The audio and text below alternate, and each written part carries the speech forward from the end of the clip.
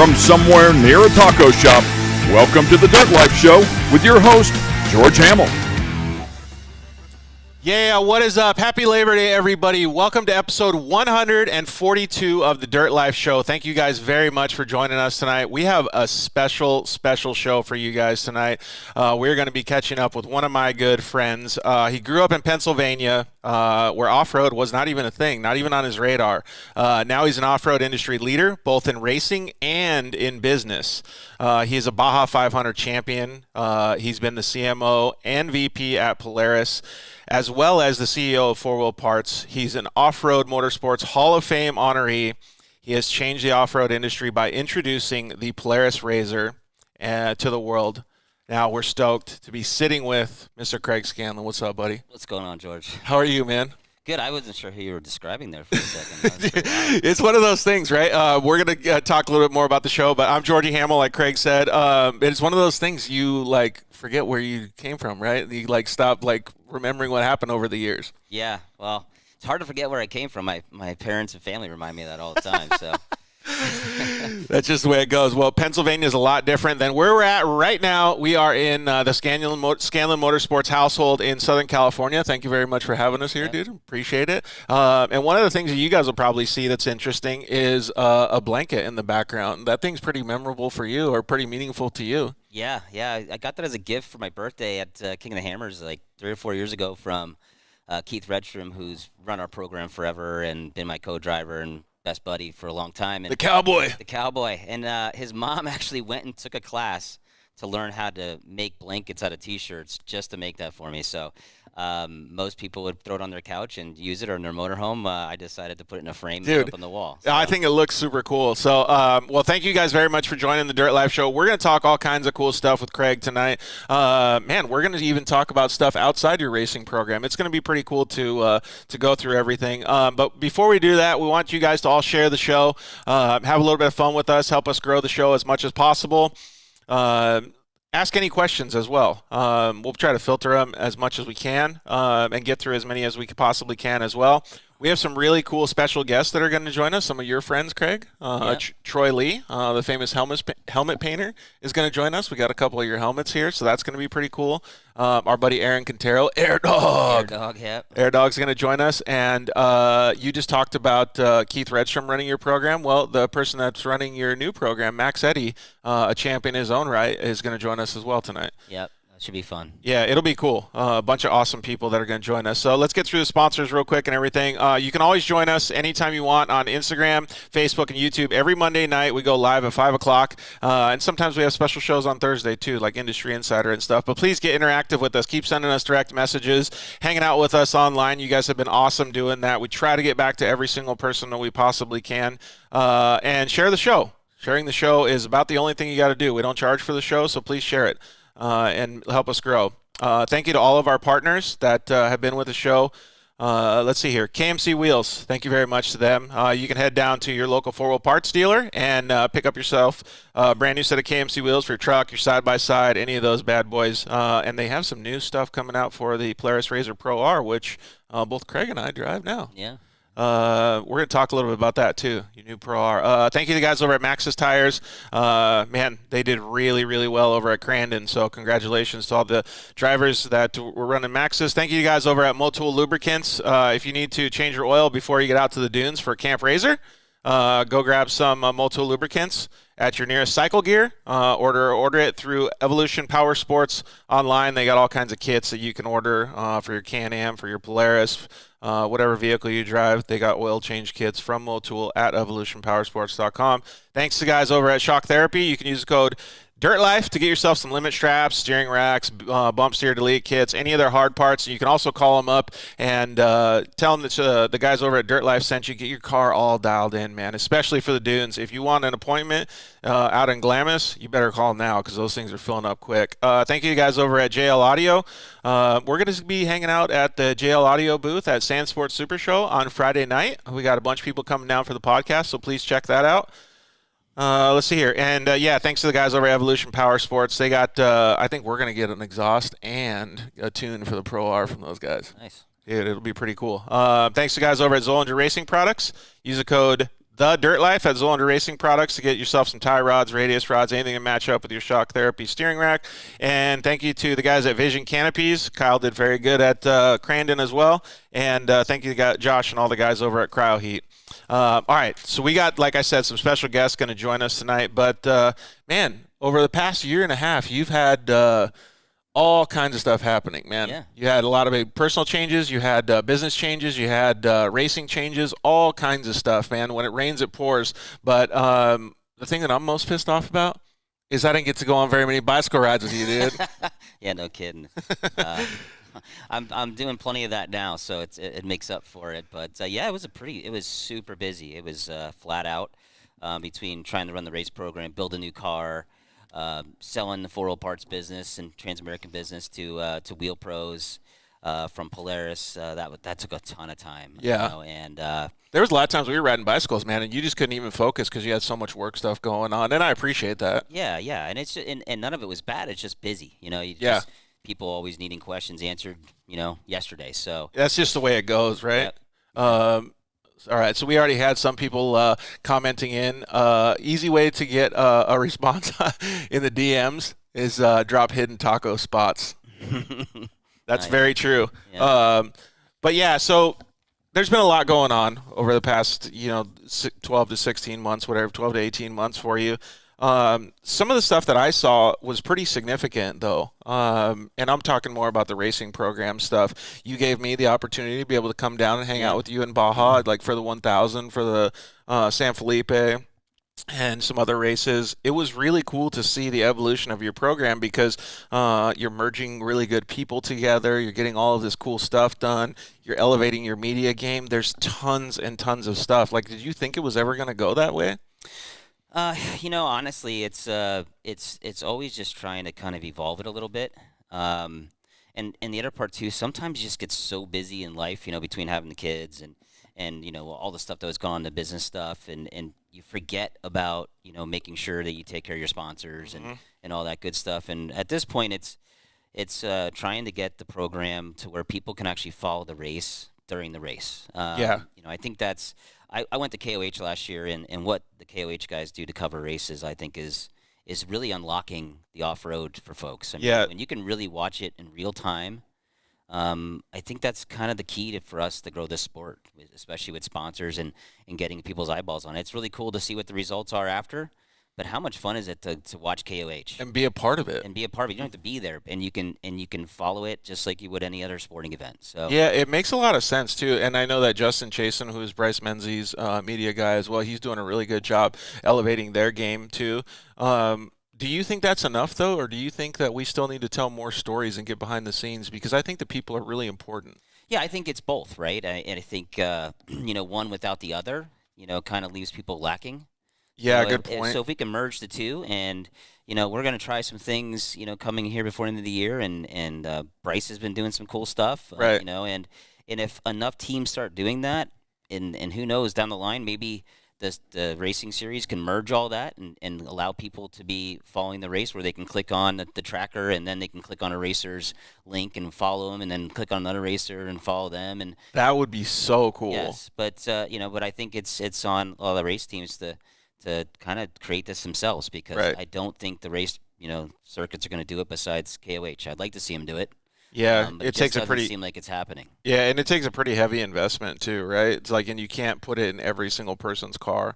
Yeah, I think that's super cool that it's happening like that. To me, it looks like it's like.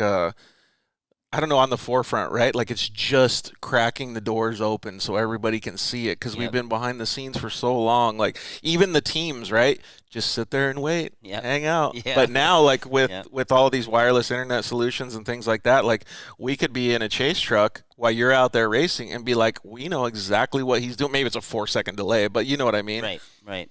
That Starlink stuff is kind of blowing my mind away. It's wild. We talked a lot about it, and we're going to do some stuff here before the end of the year, but having that ability is really kind of game-changing for us and how well it works. We've been testing it a little bit, and I'm excited about some of the things we can probably do, especially at the 1000 this year. Yeah, that would be super cool to see all that, obviously, but and then also to, well, what do you think that's the value behind it? Do you think it's just showing what's happening inside the car, or do you think you have to like do a lead up story to it? Like, how would you put it all together? Well, I think covering the pre-run and then all of a sudden race day disappearing isn't a great deal. Okay. For people to watch. And I think not having any stories about the lead up and the work you're doing and then covering the race isn't good either. I think like I said, I think people want to hear the story of being down in Baja for a week or 2 weeks and pre-running and all the trials and tribulations, and then they want to see how it turns out. And Right. And so far, typically what a lot of the race teams do, including ourselves, is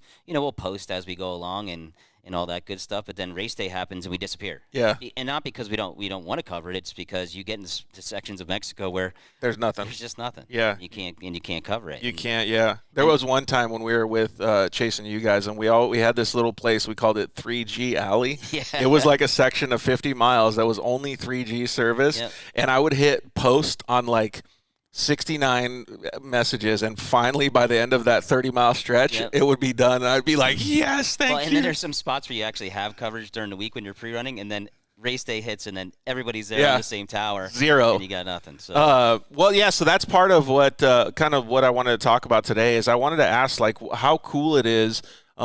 Maybe you could give your description or impression of being able to go down to Mexico and participate in these things. Like, you've had very limited time, so sometimes when you go down there, you had to work or you had to leave early. But during the time when you're down there, it's like no other form of sporting. Right. Yeah. It's wild. Yes. What I love about Mexico is when you go to other races, you kind of typically show up on a Friday and you race on Saturday and you go home on Sunday. And, yeah, you get to see your friends and all that good stuff. But what the Mexico and the pre-running, it's just really you're spending a week with folks that are your race buddies, and, Right. And it's kind of you get a little bit deeper immersed in with your friends. Well, so one of the things that I noticed, especially with your crew, is that everybody has the same goal and they want to perform at their best, right? Yep. Whether you're performing at your best as a 10th or a win, it's still the same mentality, right? Yep. And all of these teams and everybody comes together, but even when you see competitors, everybody is friends. Like, to me, like, being able to capture it, like what you were talking about, would be amazing. Yeah. Well, and I think to your point, though, about, what I think about is what is so cool about off-road motorsports is exactly that. Like, the people we compete with and that we're still friends with. Yeah. And, we were talking earlier, I was texting with Phil Blurton last night, and we're Yeah. talking about meeting up at the 400 while we're pre-running and having a drink, Yep. know, and that's the part what I think is so cool about off-road and kind of gravitated me to it is, I played football all the way up through several years in college, and Big football guy. You didn't go and hang out with the guys you played football against. Yeah. It just wasn't a thing, and and Phil races for a different manufacturer and all that good stuff, but he's a awesome dude, awesome family. Yep. And whether they're a Polaris guy or a Can-Am guy or whatever, and you're friends, and everybody hangs out and tries to help each other. We were out testing last week with the brand new Pro R in Barstow. Yep. Who was there? Mitchie. Mitch Guthrie Jr. Yeah. So, it's technically we compete against each other, right? Yep. I call Mitchie up and say, hey, you've had your Pro R for a while. You've actually done pretty well. Why don't you come out and help me out and tell me some of the tricks of the trade? He spent the whole day out in 110-degree heat and pointing out things on the car that we can make changes to. It's funny too, like you can see that camaraderie, right? But you can also see like he's pointing things out and he's like showing you all this stuff. And I don't know how you want to say it, but like any competitor is like, I'm showing this dude the tricks, like, you know what I mean? But that's fair and it's good, but it's also like, In fairness to Mitchie, let's be real here. It's like Michael Jordan giving tips to the guy who's the sixth man on the team. So oh, come on. That dude can flat out drive. He's been doing it since he's a little kid. And he really can. And he's turned out. I've known him for so long, and it's so awesome to see his maturation and what he's become. Yeah. Well, and his dad, his family effort, all that whole thing, right? Let's see here. Mike Gardner says, "Oh my gosh, Craig Scanlon. What's up, Mike? How are you?" Oh my gosh, it's Mike. Mike's having a baby in like 2 weeks. Really? Yeah. Dude, I can't wait for that. Just goes to show you don't need a license. You need a license to do pretty much anything in this world. But you don't need a license to have a baby. Mike Gardner, if anybody knows Mike Gardner, is having a baby. Do they know if it's a boy or a girl? It's a boy. Oh, right on. Yeah, his name's Craig. Yeah. Is that what they're going to name it, really? Sorry, Mike. I didn't mean to let the cat out of the bag. But. Oh, that's funny. Yeah, so I think it's really cool that the camaraderie and all that stuff is there, and I do think that it's awesome that you have the opportunity to have people like that help you. Before we got we still got like 9 minutes before we get Troy Lee on here to talk about your helmets, so we can kind of phase into that. But with the use the word maturation of side by sides in general, do you remember? Because I want to take it like far back. Do you remember when like Yamaha Rhinos just came out, and then you guys had, like, when you were working with Polaris, you guys had in your back pocket that you were going to release the Razor? Yeah. Like, because I remember you telling me some stories about this, and I was like, no effing way. Like, this is exactly what everybody needs to hear. Like, how did it come about? Oh, geez, it was a small team of people that worked on the original Razor, and then an even smaller team that launched. Which the one was it Razor. again? It was Razor 800? 800, yep. Yeah. The 50-inch 800, and it's so funny because at the time we were like, man, this thing is just so out of control. It's crazy. It's, and the blah, blah, blah, blah, blah. And then I look at the Pro R. Well, yeah, that's And where we're it's going like- with this combo. and it's But like, wow. I remember seeing that Razor 800 going, good God, this thing is insanely cool. Like, how do I get one? Yep.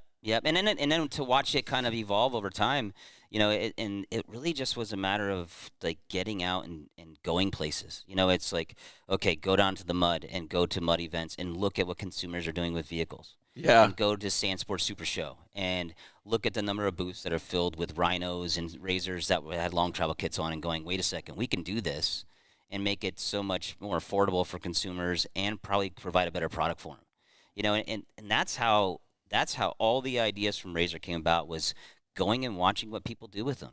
That's and talking to people and say, hey, what are you doing? And learning and kind of saying, okay, this is what's next. That's the the same structure that I think would help grow off-road too, is show it to people. Yep. Because, well, they're not going to go and do it like you guys did. But yeah, like, that's so crazy. But you're right, though. Anytime you want to do something, I mean, not to put, well, I should put myself in that position, is the Dirt Life is successful because we go to those places. People don't have to come to us. We go to those places to make it easy for them so that other people can see what these people are doing. Like, I really, really think that that's a massive, I don't know, that's what kicked off side-by-sides, right? Yeah, pretty much. I mean, the Rhino is there. Rhino was originally developed to be like an outdoor hunting vehicle, though. Right, or like hauling hay and stuff. Yep, and then the consumers turned it into something else. Yeah. And then we came out with what we came out with, and then, kind of. I remember being so pissed off when I got smoked by a Razor 800 in my Rhino. Yeah. And then we launched the 900, and the 900 was the first time we've ever done kind of a brand new motor and a brand new chassis at the same time. Well, the suspension package, I think, is what the seller for that was, right? Yeah, but we also had the 900 motor that kind of took horsepower from, kind of like ATV style horsepower up to like real horsepower. Right. Vehicles went, from going 55, 60 to going 75, 80 miles an hour, and it happened overnight. And like, but from developing a product, though, it was amazing, because typically you have a motor on the shelf and you develop a chassis, or you have a chassis and you put a new motor in it. It was the first time we had built a side-by-side specific motor to go in a side-by-side specific chassis. Oh, and mating got the it. two at the same time. And the engineering team, I mean, I remember back in the day, the powertrain guys and the chassis guys, it was cool to watch it all come together. I mean, I remember. Were they like, holy cow, we got a lot of work to do? Yeah, and we used to test down in Havasu, and I remember going to Havasu and driving the first 900. They call them test mules. Yeah. And with the engineers saying, hey, by the way, if it goes all haywire, just turn the key off.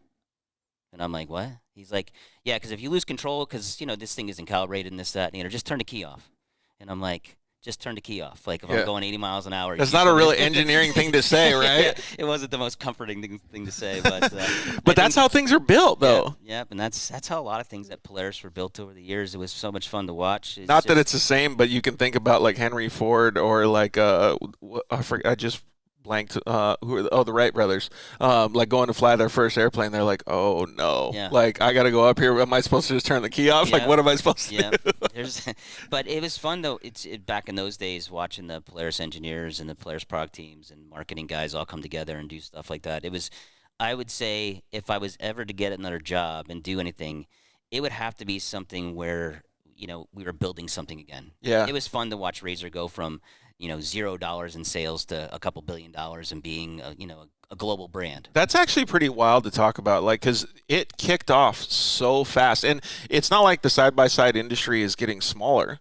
You know what I mean? Like, that was the evolution of a genre, right? Like of a genre of vehicle, like, or a category of vehicle, and it was also the evolution of I don't know what you want to call it, like reincarnating off-road racing, because you really I don't want to say it fell off, because I hate saying that, because I feel like I'm doing disjustice to all my friends, but it was at a standstill, right? Like, off-road was only getting so far with all these custom vehicles, right? And now all of a sudden everybody has this outlet to be able to go do it. Like, a lot of people in our audience are all side-by-side guys, right? Yeah. Like, they all love getting out in their side-by-side. They like going out, and dude, I can tell you how many questions we get a week about going racing in a side-by-side. Yeah. And that is what started that. Yeah, not just that though. Like, what I always, the lifestyle it created for folks. Like, I remember the first time I ever went to Glamis. First of all, I was blown away by it. Like, pulling into Glamis, you hear Glamis, you need to go to Glamis. And do you remember what year it was the first time you ever went? Geez, it probably like 2008. Yeah, I was gonna say around there. And it was the middle of the week, and it was summertime. Hot as shit, Hot as shit, and nobody there. So imagine pulling up to Glamis for your very first time and just seeing nothing but sand, and yeah, John Lewis said it became a lifestyle. Yeah, and one of the cool things about it was, when I went to Glamis the first time on a weekend, it was a bunch of guys on dirt bikes, a bunch of guys on quads and things like that. And sure, you would go out for a couple weekends a year, but what Razor really did, it kind of brought the sand buggy ability to take your family with you. Right. It wasn't just a singular vehicle. People, instead of going to Glamis once or twice a season, people started going every weekend. Yep. Because now the whole family could go, and it wasn't like, I'm going to take off this weekend and you're stuck with the kids. Vice versa, whatever, whichever one of the people in the relationship went. But it turned into kind of just made the off-road more accessible to families. And that's exactly what I think that, like, some of the media, like, what we should focus on in the media is that same type of connection, because that connection didn't exist until the Razor existed, right? Like, and it doesn't exist very well in off-road right now. So how do we get that? Like, that's where I'm going with this whole conversation. Yeah. That's what, and then Starlink is making it happen, right? Yeah, I think that the manufacturers are well aware that the real key to this whole thing is not just going after the folks that want to go 130 miles an hour, right, and go crazy. They understand that, you got to manage price points, you got to manage, the ability to be accessible to families, but you also got to make sure that you got a product for the performance folks, right? So, and that's why I think you're seeing vehicles like the Pro R, but you still see players making, 4-seat, turbo Pro Rs too, that are price point vehicles that, that are what they're supposed to be for people to do what they want. Dude, honestly, I can't wait to talk about the Pro R, because you got that new race car and stuff. We won't get into it right now, because we're going to have Troy Lee calling in or joining us in just a little bit here. But let's start laying some groundwork down. Is like, do you remember when you saw some of Troy's work, or what made you want to include him in your race program? Well, first we included him before he was involved in my race program. I had met him through Mike Emerson at VP. Well, Mike was at Troy Lee, and we got connected up through a lot of the. What do you got going there? Request to join. Troy's joining. Sweet. And we got connected up through. I was there to visit Troy to start talking about doing some apparel for Razor, because I thought it'd be good for the Razor brand, and big Southwest guy and all that good stuff. So, what are you doing there, George? I can't get to it because the lens is on there. Let me invite him. That's funny. Yeah, go ahead. Keep talking. It's hard to, which is so distracting with you poking the screen like that. Dude, really? All right. We'll get him on here some way or another, man. Technology. First show blues right here, right? It's your 142nd show. Thanks, jerk. Yeah. No, but we got connected because we wanted to do some apparel. It's actually, this is one of the pieces we did way back in the day, and it was just a great partnership. And then I met Jesse Nelson, and then Troy and I partnered with, getting Jesse back out and on Razors, and so cool to see Jesse winning the DP4 race a couple weeks ago. That was rad. He was so stoked on it. Yeah. And his co-driver Dustin was pumped on it too. Yeah, and it was awesome to FaceTime with Jesse while he was sitting in an ice bucket on Friday night. With Oh, beers, did you? with beers floating around him. Yeah. It was awesome to. I love when I'm FaceTiming with my friends and they're shirtless the whole time. Sitting in an ice bath. Yeah. Well, that is actually something we're gonna have Troy actually update his Instagram app real quick on his phone. But while he does that, that's one of the subjects that I want to talk about. We won't be able to get too far into it, but great leaders always care about their team, the people they hang around with, and you do a lot of that too. Being a part of Polaris RZR for so long, you've given opportunity to not just myself. You let me drive one of your personal vehicles at a race, but you've done stuff for Jesse Nelson, all kinds of different people. I mean, I have a list here: Max Eddy, Brandon Sims, like tons of people. One of the things that I remember you telling me about was the first time that you raced a side-by-side, and it was against Brandon Sims, well, in the same class, I guess, right? Can you tell us that story? I think, well, that was when I first started racing, and keep in mind, I never raced a thing in my life. I was Yeah, because you're a big football guy. Brandon was racing. I was driving around in the desert during a race. No, I remember it was Silver State 300, and he went by me like I wasn't even moving because maybe I wasn't at the time. I'm not sure, but and after the race, that's when I approached him to be a part of the Polaris program. So it was fun. You really can't figure this out. Well, I can figure it out. Watch. I can't hit the button. Well, I know, but you would think you've done this a couple times. Yeah, well, actually, so Instagram, there you go, right there. Instagram quit having live on iPads. So I have to use this stupid-ass Google one, whatever the Samsung one is. Is that a technical podcast term, stupid ass? Yeah.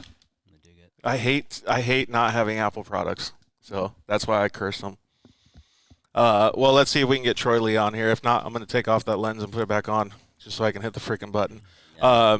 But huge fan of Brandon. And Brandon's like another guy, just like Mitchie. Guys who were given an opportunity and over a 10-year period now have worked their ass off. Yeah. I mean, that's the part people don't see is Well, dude, you just said 10 years. Like, that's a lot of work. 10 years? Right. And a lot of sacrifice, and a lot of folks want to go out and have a good result in one race and then say, oh, I'm killing it. Give me money, and that's not the way it works. Those guys went out and did it on their own. Yeah, and absolutely. Earned that opportunity. And it was really cool I would tell you, out of all the people, that over the years that I've helped out when it comes to racing, those two tops of the list for me. Yeah, Mitch and Brandon. Brandon. Yeah. And you got the goofballs like RJ. I love being involved with that family as well. But, when pure side-by-side racers, guys that at the end of the day, 10 years from now will still be side-by-side racers, those two were two great finds. And I'll tell you, the only way I found them was by racing against them, which is super cool. Yeah, I remember you said, like, when you were out there, I don't know how you explained it to me, but you were like, yeah, I was just racing, and I thought we were doing good, and then he goes flying by like a million miles an hour. Yeah. And you were like, who is that guy? Yeah. All right, so look who we got on now. We got the legend, Troy Lee. What's up, Troy? How are you? How's it going? Sorry, man. I'm always fighting to get on these things. Yeah, no worries. I think you're doing good, man. So, all right. We want to talk to you a little bit about my buddy right here, Craig Scanlon. What up, Troy? Hair looks great like usual. How's it going, Craig? Doing good. How are you, bud? Awesome, man. Where are you at? Stoked to be home. I'm in my yard here, man, right next to our mini bike track in Laguna Beach. Oh, nice. Did you get yourself a pizza maker yet? Yeah, no, I need to do that, man. We got little ramps here and got some little turns, and it's pretty fun. Nice. Overlooking the ocean. Nice. Dude, that's perfect, man. Well, thanks for joining us, Troy. I really appreciate it. A couple things that I want to talk about was do you remember the first time you actually met Craig?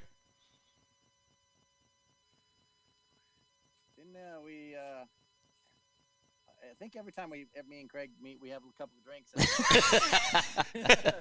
Just a couple. That's how it goes. It's not a good night until Troy's signing a bottle in 1942 for me. There's a couple empty ones around here. Yeah. like flow a little better that way. Yeah, we We're did. meeting I up was with telling him people. we did a little bit of collaboration on some apparel for Polaris, and then we did the Jesse thing. Oh yeah, like the Polaris shirt that you're wearing right now. Old school. Yeah. Yeah, we did some clothing for him, and he liked the clothing we did for our motocross team, and so we just started expanding a little bit with him, and super cool that they came in and helped support Jesse.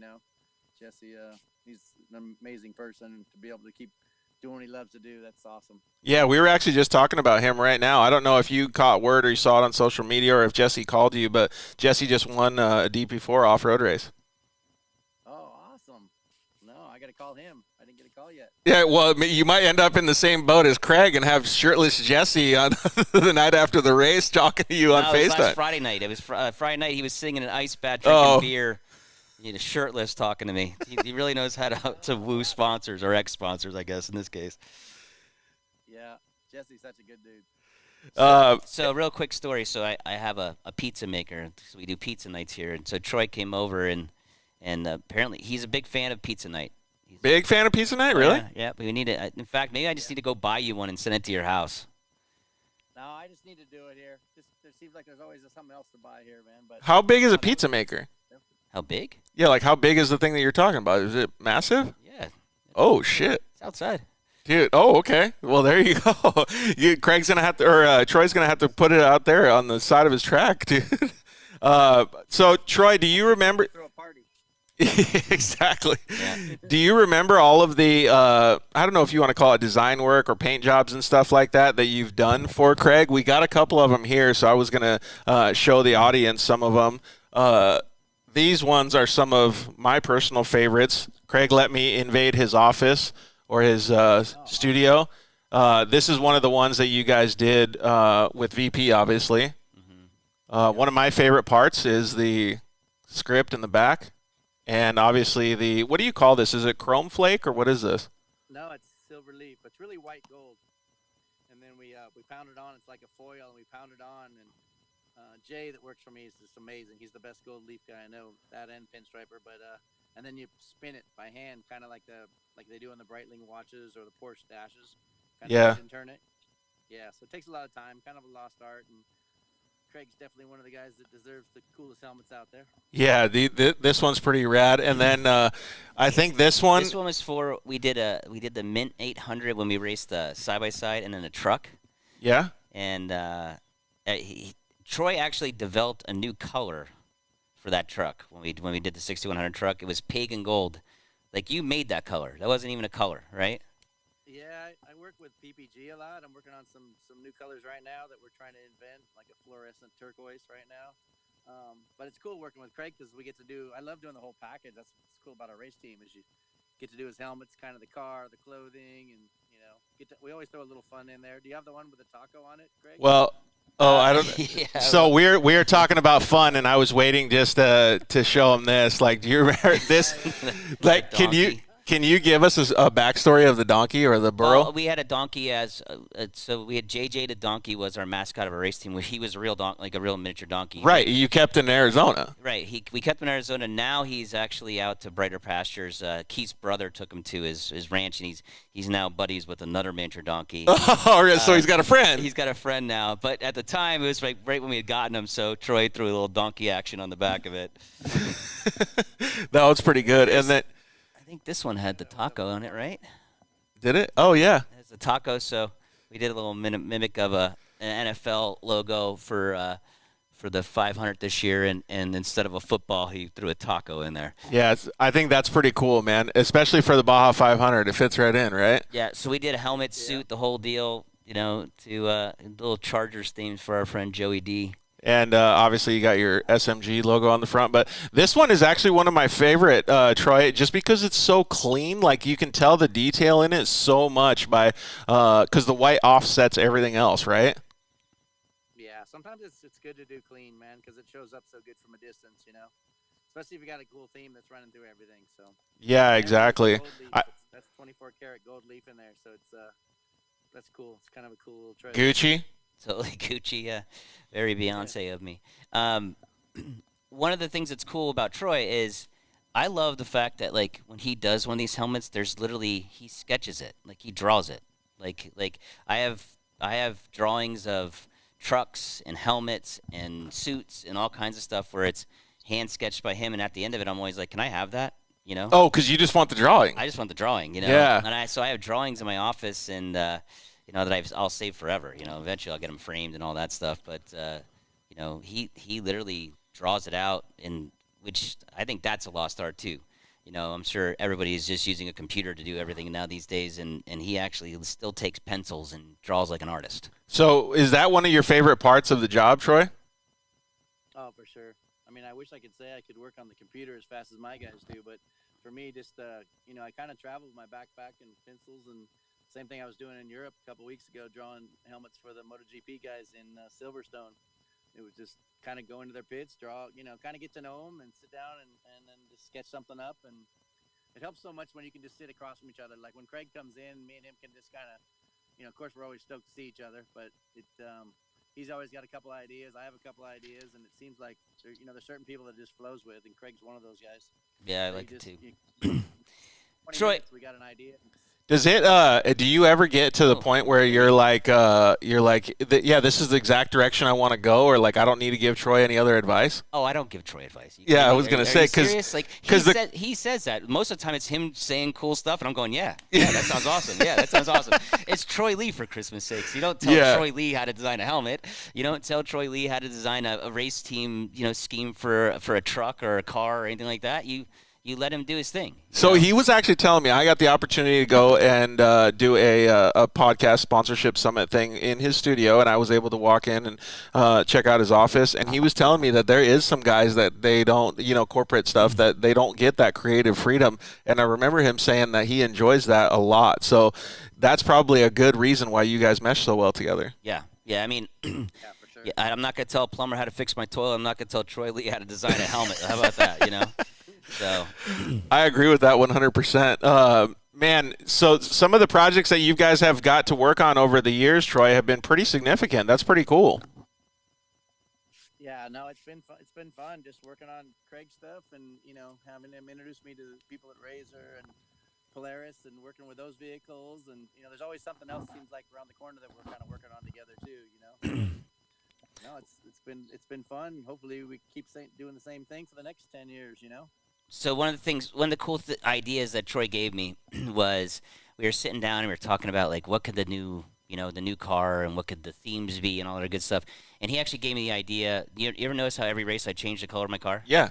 Well, he said I wish, you know, we were designing a new suit, and he's like, I wish it could be like motocross where, you know, we could have a new kit for every race. Right. Well, we can't have a new suit every race because it's too expensive, but we paint the car and wrap the car every race. Yep. So that's what gave the idea of let's change the color of the car. Let's keep the same graphics every race, and let's just change the base color of the car every single race. And Troy gave me that idea. Dude, I think that's a fantastic. Do you guys have, or do you have a favorite one so far, Troy? Well, I know that you're the creative guy. You probably have tons of favorites, but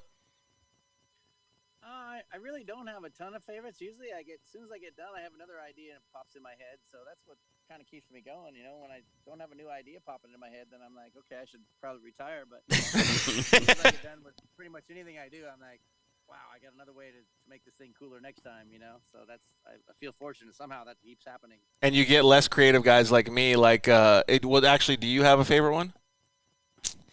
No, it's funny you should say that because like everybody has a different favorite one. Right. You like the variety. Like Keith likes the red one. Brandon from our race team likes the white one. Somebody likes the yellow one. It's like everybody. It's so much fun to change the color of the car because that's what I get the most messages on. Like this is my favorite and this is my favorite. So it's like I think what's the favorite for people is just the variety. It exactly. Look the same That's every exactly single what I time. was going to say. So, like, I think so far my favorite one is the newest one because I like the cleanliness of the white with the gold and blue. Mm-hmm. But my favorite car that you've had on track was the yellow one because you could see you a million miles away, and I'm like in the helicopter or wherever I'm at, like or in chasing you, and I'm like, there he is. Yep.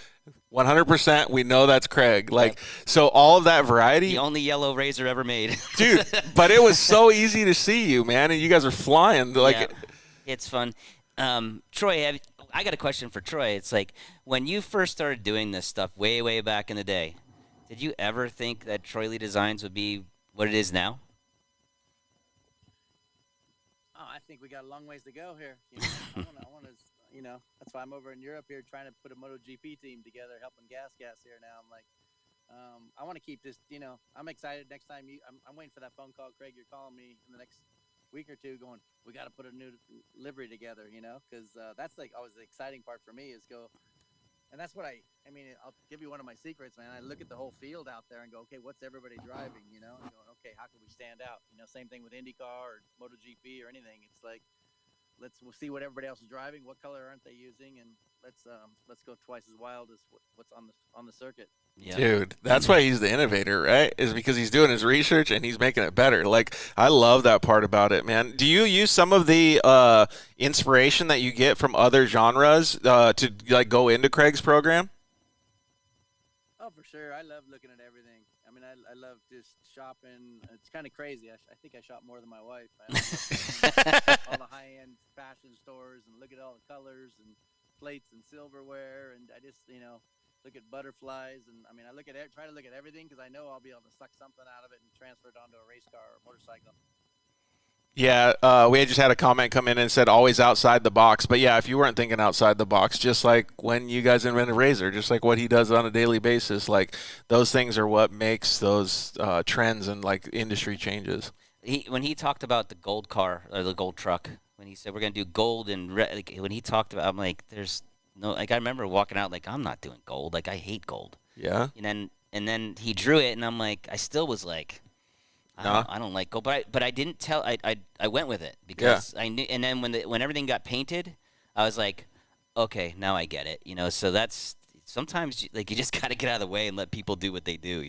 Yeah, I agree 100%. I want to see if I can find a picture of that gold truck. Do you know where it was? Like, it'll be on Instagram. I can find it while you guys are talking. Why don't you talk to Troy for a minute? So, Troy, do you have any ideas on like? Can you give us any secrets on what the new car is going to look like? I don't want to talk about that. What about talk about the motocross team? Actually, that's actually a really good thing. So we just ended. What is great? Oh. We actually had a comment come in that from John Jumpin. He said, "What is the craziest thing that Troy has ever drawn on a napkin?" Oh, I draw everything on a napkin. That's where I start. Sometimes that's where I finish and hand it to my guys, and they put it in the computer after that. Oh, I don't know. John used to work for me. He's a good guy. Yeah. Oh, he did? Okay. So maybe he's talking about something specific that you guys did together. Yeah, it's like something, but half the time they're go to dinner with somebody and you kind of sketch it on a napkin, and that's it gets started there. I totally believe in napkin and tailgate parties. I've lived my whole life that way, hanging out at the races, drawing something on the tailgate or drawing something on the napkin at dinner, having a couple glasses of wine, and it seems like it just comes together. Yeah, that's the way to do it, right? That's when you get the creative juices flowing. So yeah, talking about the motocross team, you guys had a pretty successful season this season, man. You guys had the 250 guys stepping it up. Obviously, Justin was out there crushing it. Like, and it just ended this past weekend. How was it? Oh, it was super hot, man. It was like anywhere you could find shade. It was amazing. Those guys were out there just battling. I know they shortened the motos, for 5 minutes shorter, but it was hot. It was just, it was tough. I felt bad for those guys, man. Just trying to get them cool. Everybody had bathtubs to throw them in after the races, and it was just trying to cool them down so they could get ready for second moto. Because when you really look at it, they go out there and they practice, and then they do time qualifying, and then they got to do 2 motos. Motocross, when it's already gnarly enough without being so hot, and it was just Yeah, it looks like it looked like it was so gnarly. Were there a lot of guys complaining? Because, like, man, just being out there, not racing, looked like it was gnarly. Yeah, it was a tough weekend for everybody. I need to send a nice letter out to everybody next week and thank all the riders and the mechanics and truck drivers and everybody that sponsors, Craig, everybody that helped us pull this together, and hopefully we can go out there and do better next year. We won some races and won some supercrosses and heat races, but it's like gambling, man. You always want to do a little better. So back to the drawing board and go, how can we be 5% better, 10% better? I can definitely agree with that, but that's like the same thing that we were talking about earlier. Is like the same stuff about racing is trying to get a little bit better. No dice finding it? I sent it to you. Oh, okay. Yeah, so, man. I airdropped it. Oh, yeah, I didn't get it. Hold on, I'll What kind of stuff have you been working on, Troy? Because you said that you've been over in Europe a lot. Yeah, I have a new partner over there, and we've invested in 2 helmet companies over there, 2 factories in Portugal. So I just bought a house over there a couple weeks ago. Me and my wife are going to fly over there and furnish it. So I've been kind of living over there, working in the factories. I'm trying to move our helmet production. Probably shouldn't say this publicly, but we're moving our helmet production to Portugal and to Italy. They have 2 factories over there, and I'd much rather go there than China, you know. Yeah, that makes a lot of sense, actually. Half our business in Europe, I think we can really grow it. We'll be able to service them a lot better, and I want to keep.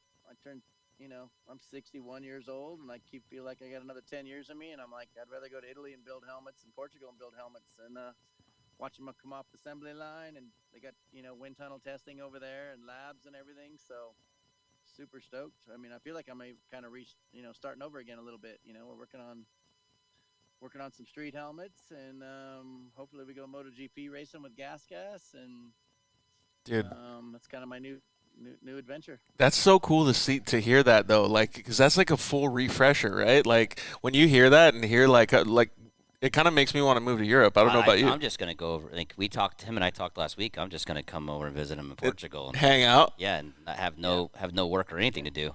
So this is the truck that we were talking about, the one with the gold. Yeah, that's definitely innovative in the off-road culture. That's for dang sure. So how shiny was it? Because I don't know if you can see the. Oh, it was flaky flake in there. Like a lot of shimmer. Yeah. Yeah, he could be fishing with some fishing boats. Yeah, that was definitely some bass boat action going on with that thing. How do you execute on something like that though? Because that's a lot of work. Is that actual paint? Mm-hmm. No shit. Yeah, John Melvin.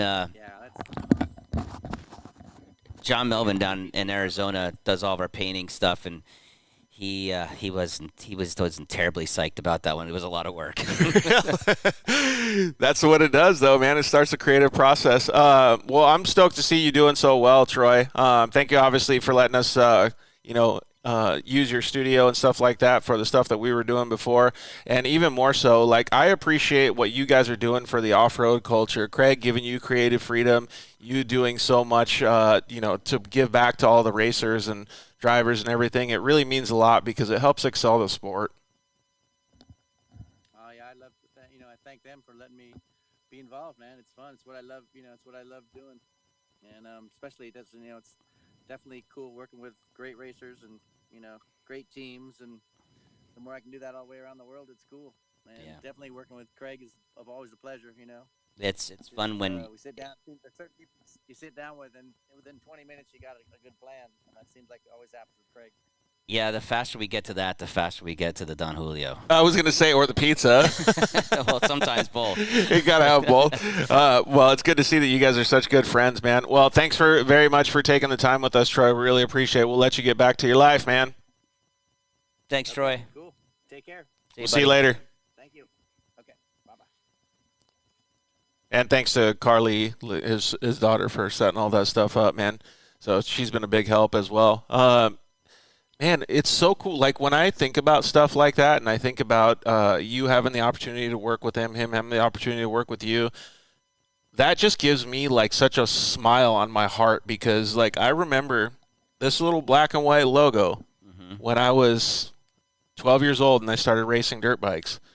That was the best thing that I had ever seen in my life because it was so creative. I was like, if there's any day that I ever have an opportunity to be able to have, a helmet or go look at something like that from a guy like Troy Lee, that would make me so happy. Like, so it's just cool to see that all those things come to fruition for people. Yeah, I mean, like you talked about in the beginning, like I didn't grow up, riding a dirt bike out here, and so like meeting Troy Lee was, for some people, like, it would have been like, oh my gosh, Troy Lee. For me, it was like I was learning about him. So it was so cool to have, like, come from a point of, like, learning. Just the first time I sat down with him, asking about his history and learning it that way. Right. Instead of having preconceived notions or it was like all that. Brand new. It was all brand new. It was all part of my my crash course in the history of the off-road 101, the West Coast off-road 101. And guys like Troy taught me, like, to go from not ever spending any time in the off-road and having people like Troy be the people to introduce you to it. Yep. That's pretty cool. It really is, because then you're hearing like all of the long stories and all of the stuff that goes behind it, and those are the meaningful portions, right? Like that's exactly what the stories that I think we need to bring out, because those are what will sell our sport to other people. Yep. Man. Oh, let's go back to you helping people too, because we just had Troy talking about Jesse Nelson and a few other people. Actually, let's answer some comments. So Razor Life says they miss you, Craig. Yeah, I miss you guys too. David Uptain said, we were talking about Craig this weekend at Crandon. He was pushing the sport so hard through the enthusiasts. It's never been the same since he left. Well, he's still here, man. What do you mean left? The wall behind you guys is awesome. Yeah, Chris, it really is. That's a quilt that Keith Redstrom, Craig's co-driver or the manager of his program, his wife, I think you said, or his mom? His mom. Yeah. Not that Deborah, his wife, couldn't do it too. She could. Yeah. I don't want to sell her shit. Big quilting team over there. Quilting team over there. But yeah, so let's talk about you helping people. So I want to just lay the groundwork for this real quick. Is I was in a really bad side-by-side accident in 2019. And you and I connected, and you were like, hey, come out, we'll do a bicycle ride next time you're in California. We did a bicycle ride, and you and I started talking about, like, racing, and I was like, nah, I don't give a shit about racing anymore. Like, I'm good. Like, I'll just stay doing the dirt life, whatever. And you're like, no, you're going to want to do it. Like, don't never say never. Yeah. And you're like, there's a RS1 sitting in my garage if you need it. And I was like, all right, let me think about it. And then so I called you a few weeks later, a month later, whatever it was, and I was like, you know what? I think what you said is turning me like tides are turning a little bit here. And we actually worked it out where you made a massive improvement in my life because you gave me something to do with that vehicle, building the vehicle to go race the UTV World Championship where I actually got hurt. Yep. So it was this whole like full circle thing. And I don't know if you had any idea what you were doing, but it was like, yeah, I'm sure you did, but like it was life-changing, right? Like it really set the tone for me. And we went out there and we accomplished and finished the race. And at the crossing the finish line, I just yelled as hard as I could to my whole crew, like, yes, fucking A, we did it. Yep. But I was crying for like 10 minutes during the race, because I couldn't believe that we did it. And so those monumental things really make a big difference in people's lives. And you've done that for not just me, but for a lot of people. And it's really impressive. And I don't know if I always think like great efforts and great leaders lead to great rewards. Yeah. You know what I mean? And it's not like you're doing it for personal gain. You're doing it to help other people. Yeah, I guess. I don't know. That's a tough one to talk about. I mean, I always look at life like people have helped me so much more than I've helped other people. And honestly, being involved in situations like that where you're helping other people and you watch them excel, it actually brings a huge high for me. I don't want to keep talking about Mitchie, but Mitchie was like a little kid when I met him. Yeah. And now I look at him. He's a grown man, and he races for Red Bull, and he races all over the world, and he made all of his dreams are coming true, and he does it the right way.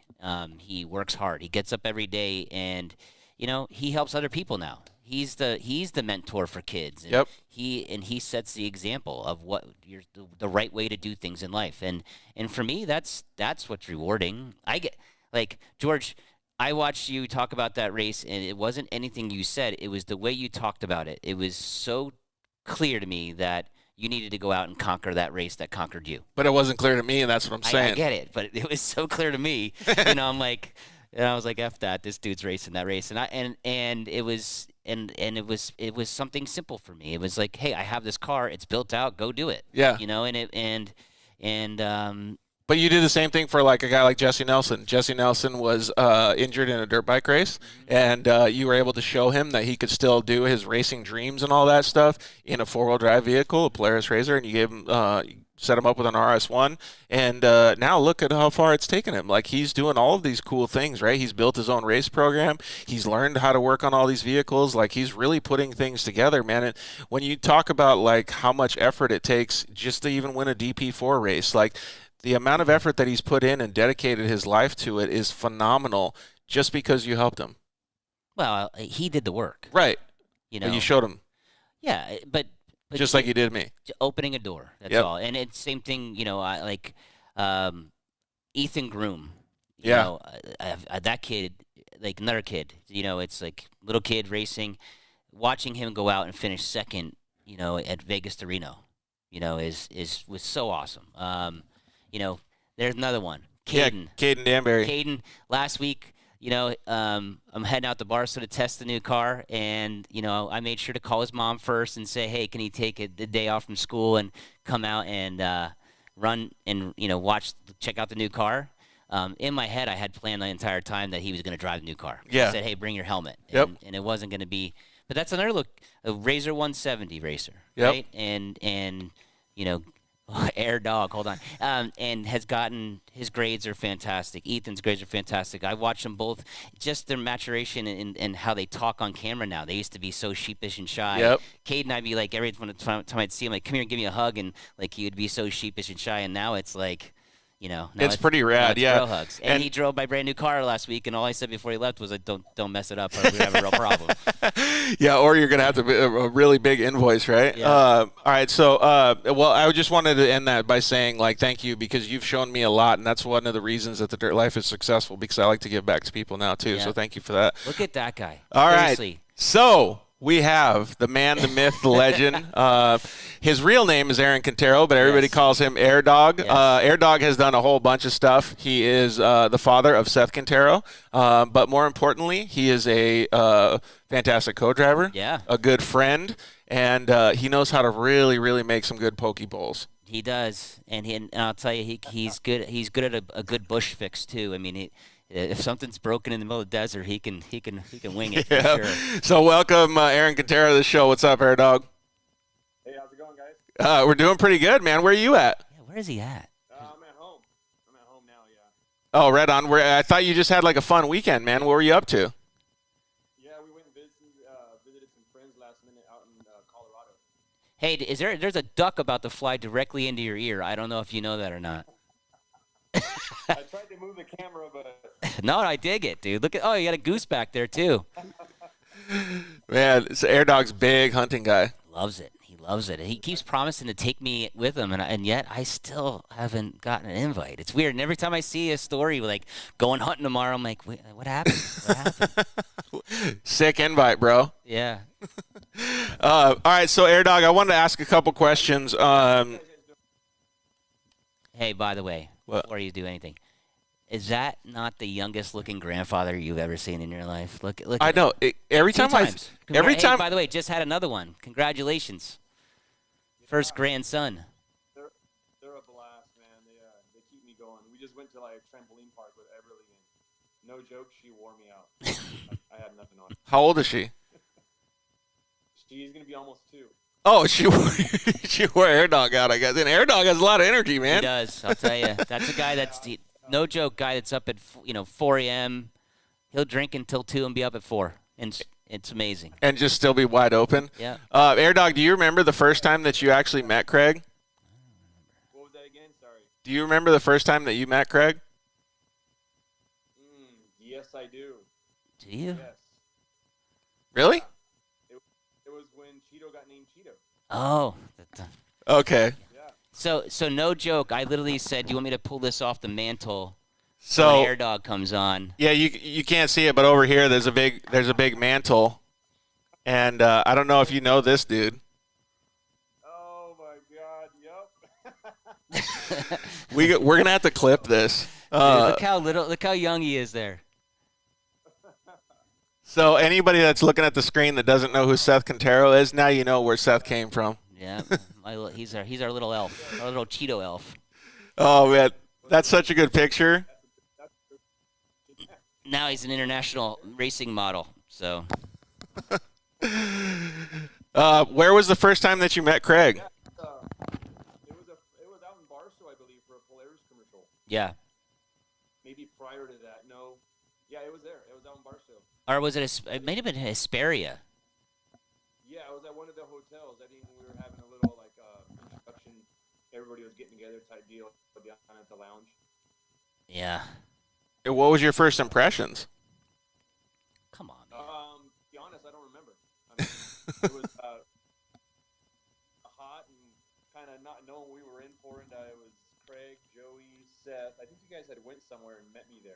Yeah, we had picked up, and this we've told the story before, but I'm a big fan of hot Cheetos. So is Cheeto. Yeah. Seth, and you would think at the time I was sponsoring him, and you would think he'd want to share his hot Cheetos with me after I told him this long dissertation about how I liked hot Cheetos. He gave me one Cheeto, and by the time I turned back around in Joey's truck, he had, demolished the whole bag and did not feel sorry about it at all. So. And he was like, "Yeah, Craig's not getting any." So he called him Cheeto, and it stuck, and now it's on the back of all his race helmets and stuff like that. But so this just shows you the Quinteros, instead, like, they made a joke out of it, which I love about them, is, all those bags of Cheetos in that picture I arrived in my office one year at Christmas time along with that picture. So so I've kept that picture. That picture, it doesn't matter if it's Christmas time or not. It's on the mantle. It'll be there for my whole life. So, and I still have the bag of hot Cheetos I made the little bastard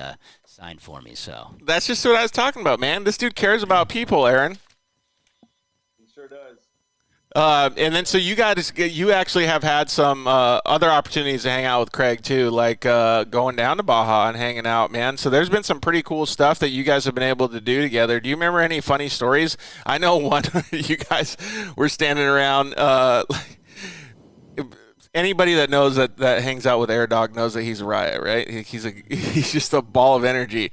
But we couldn't get him to stand still for the camera while he was sitting next to your car. And I remember he's just doing all these poses and getting all crazy. And Craig's like, dude, can you just calm down real quick so we can get this fucking video?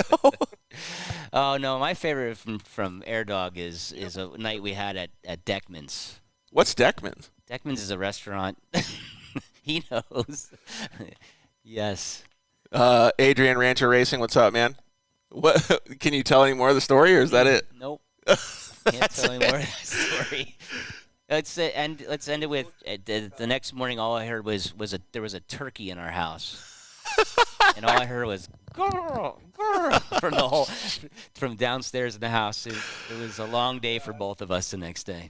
Oh man, that's hilarious. What were you gonna say, Air Dog? We can't hear you very well.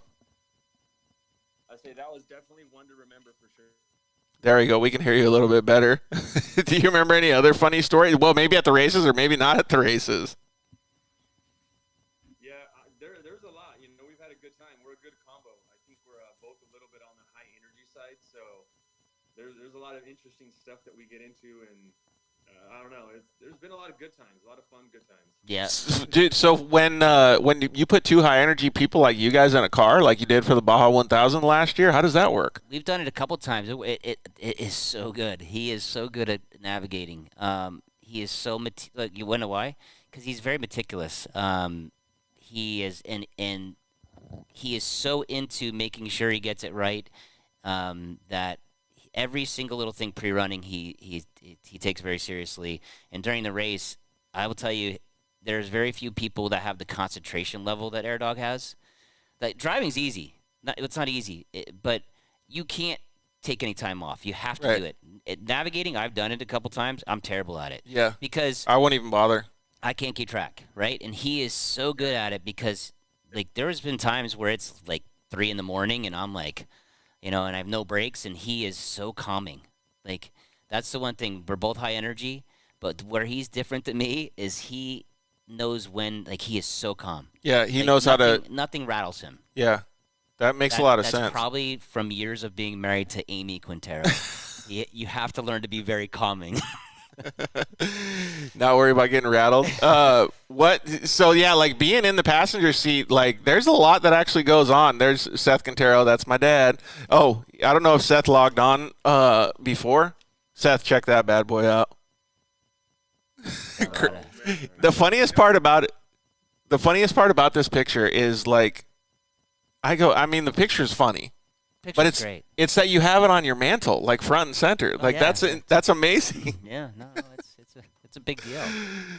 I ate all those bags of Cheetos too. Really? Every single one of them. Holy cow! There must be 69 there. Dude, I was eating small bags of Cheetos I was eating 4 or 5 a day.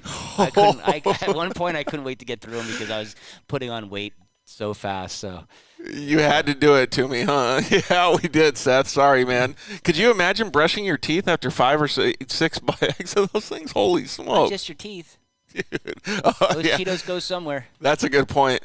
Yeah, so Air Dog, getting the opportunity to like ride in a race car with Craig, it must be pretty fun. Yeah, it's definitely been an honor. We've been helping him. I think I started helping him with Joey. I don't know, man. It feels like years ago. I don't know how long it was ago. Maybe 6-7 years ago, we started going down there with Craig and just helping out, and got the opportunity to get in that right seat. And we did a lot of pre-running, and then to jump in that right seat has been pretty fun. It's sometimes you're nervous. You don't know the driver. You don't know how to control them or calm them down, or you got to really learn the person. And we're real good friends, so I think I kind of know how to calm them down a little bit sometimes in that right seat. Way better than most people would. I mean, it's amazing. So sometimes just the way the other person's voice sounds is calming. Do you remember the time we stopped for some food next to that pond, and at one point all the steer there? So Yeah. we stop, and there's just cows and steers and up on this mountain, and then all of a sudden we're talking and eating, and next thing we know we turn around and they are literally like feet from us. Coming at us. Really? Yeah. They were coming at us. Yeah. Yeah. It was like a blink of. We're sitting there talking, and we look back 1 second, and we had a herd of cattle coming at us. Yeah. Yeah. I think we got up and changed our snack spot. Yeah, something about getting between a herd of cattle and their water source probably wasn't the smartest thing we've ever done, but it was. Dude, the shit that happens down in Baja, man, that's crazy. One time we're down. Oh, you were there, George. I got to make sure he stays nutritioned and hydrated and all that stuff when we're pre-running. So, found some good buddy Sharky, introduced me to some cactus fruit and. Oh, Some pitaya? Yeah, remember the pitaya? yeah. That was fun. We've had a cool few moments out there together. Yeah, so Dennis Enns, actually, Seth's navigator in Dakar, just commented in and said, "What's up over there?" Going on. Yeah. So one fun fact, though, that ties all this stuff together, Craig was the first one that introduced me to, well, it's called acai bowls. It's like a little bowl, a nutrition bowl or whatever. It's got bananas and a bunch of other shit in it. And then so I go down to Mexico with your guys, and Sharky introduces me to the pitaya. Mm-hmm. It looks like a tomato, but it has cactus on or thorns on it. Cactus. And then so I go back to the acai place, and they got pitaya. Yes. And I'm like, no shit. And then it's low sugar, and I'm like, dude, okay, so thanks, Craig, for introducing me to both of them, because now I have an addiction to those pitaya bowls. Worlds collide. Yep. You could have worse addictions, trust me. Yeah, exactly. But yeah, so it's kind of crazy, all those things that happen down in Baja. One of the things that I was going to say is, like, it's really cool to see the dynamic that all of you guys have together when you go down there. And one of the first questions that I was going to ask was, like, what's some of the coolest things that you think are about, like, going down to Baja? Because all of us have different ways of looking at it, Air Dog. Nothing beats going down to Baja with a good, solid group of people. And I think you've met almost everybody on the SMG team between, Keith and Brandon. I mean, there's so many of them, but it's a great group of guys. And on top of that, we're always helping people out. One of my favorite things down there, honestly, pre-running is my favorite, but to see everybody, whether you're from New Zealand, I know there's guys that come from all over, and everybody's down there to help everybody out to get going and get what they need. I just love the way that all that is down there in Baja. What is one of the favorite things that you've, like, been part of Craig's team that he's accomplished? Was it the Baja 500 win, or was it something else? Because to me, like, when I saw that that you guys crossed the finish line after fighting all that adversity in the Baja 1000, like, I was almost overcome with emotion because I thought it was so cool. Yeah, honestly, that's a tough one. But I would have to say it would be the team's win at the Baja 500. I don't know what would top that, because the amount of work that goes into that race program and the amount of everybody's hard work, finally all got put together, and it was pretty amazing to see. And everybody knows how hard it is to win down there. Yeah, dude, like those races don't come or those wins don't come easy. I have to say it's probably the Baja 500 win.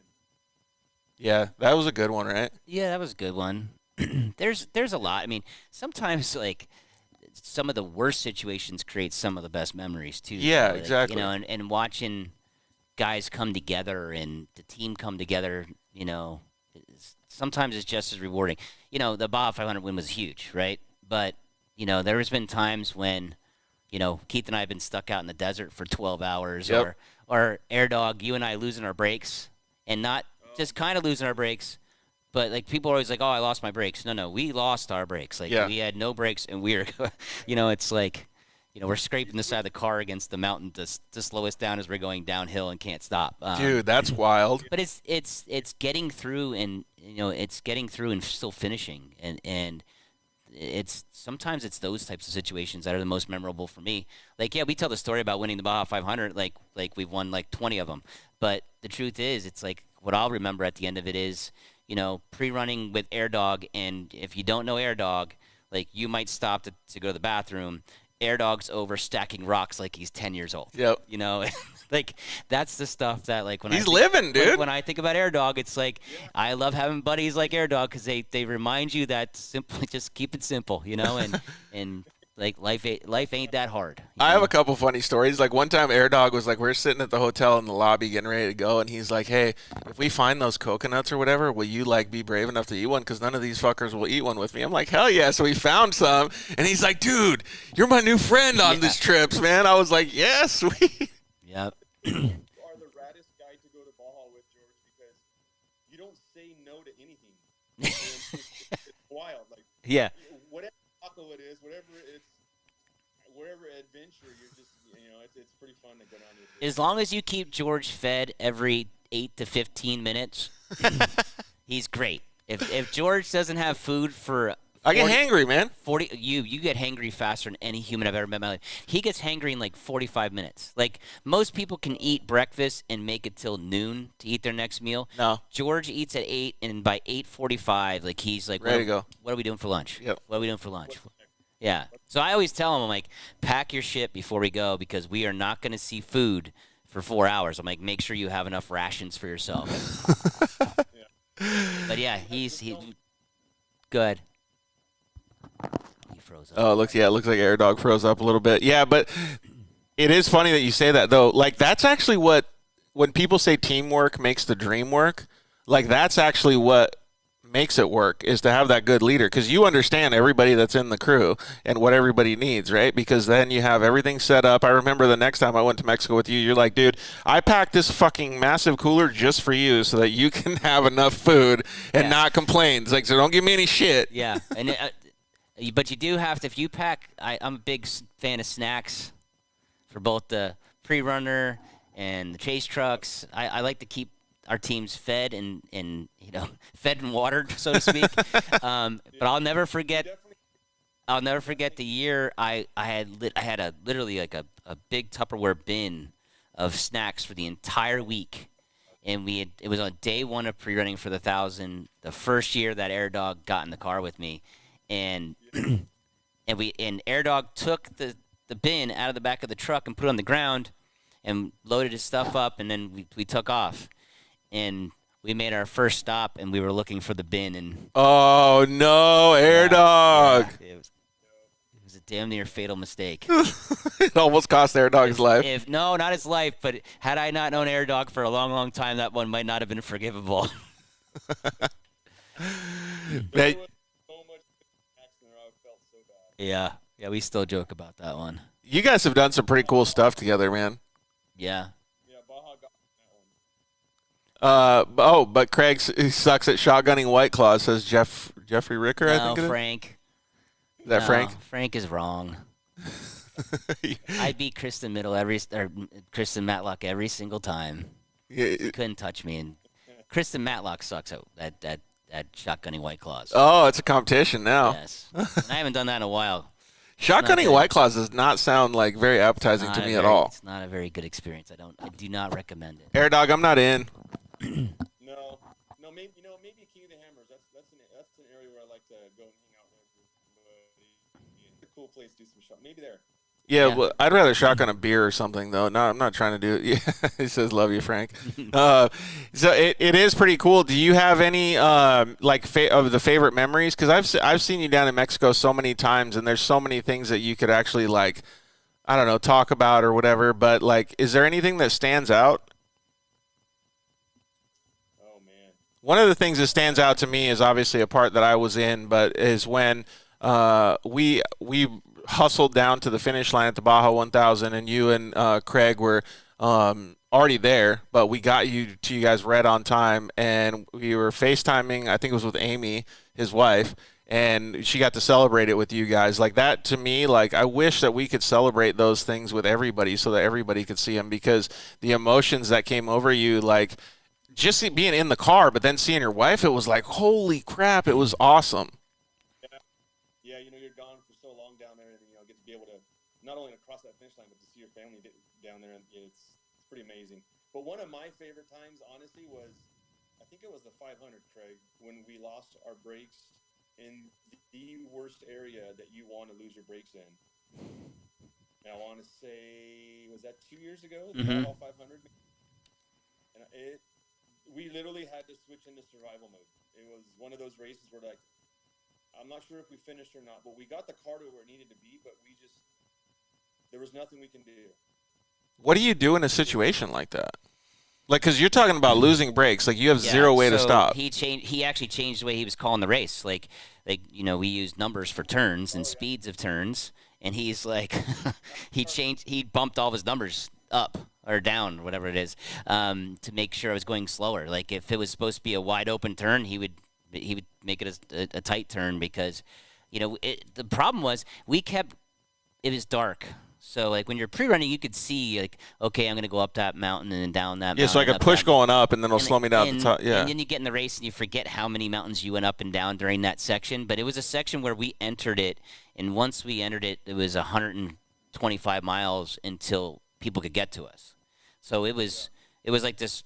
Once we it was like one of those situations where it's once we go through this spot, we're either going to spend the night in the desert or we're going to drive ourselves out of it. And and that's kind of what that one was. And we had lost brakes kind of shortly into it. So what had happened was our rear brakes weren't working the whole entire race, so we were burning front rotors up the entire time. And by the time we got into this section, they were gone, right? And I remember saying to him, "I have no brakes." He's like, "Are the brakes soft?"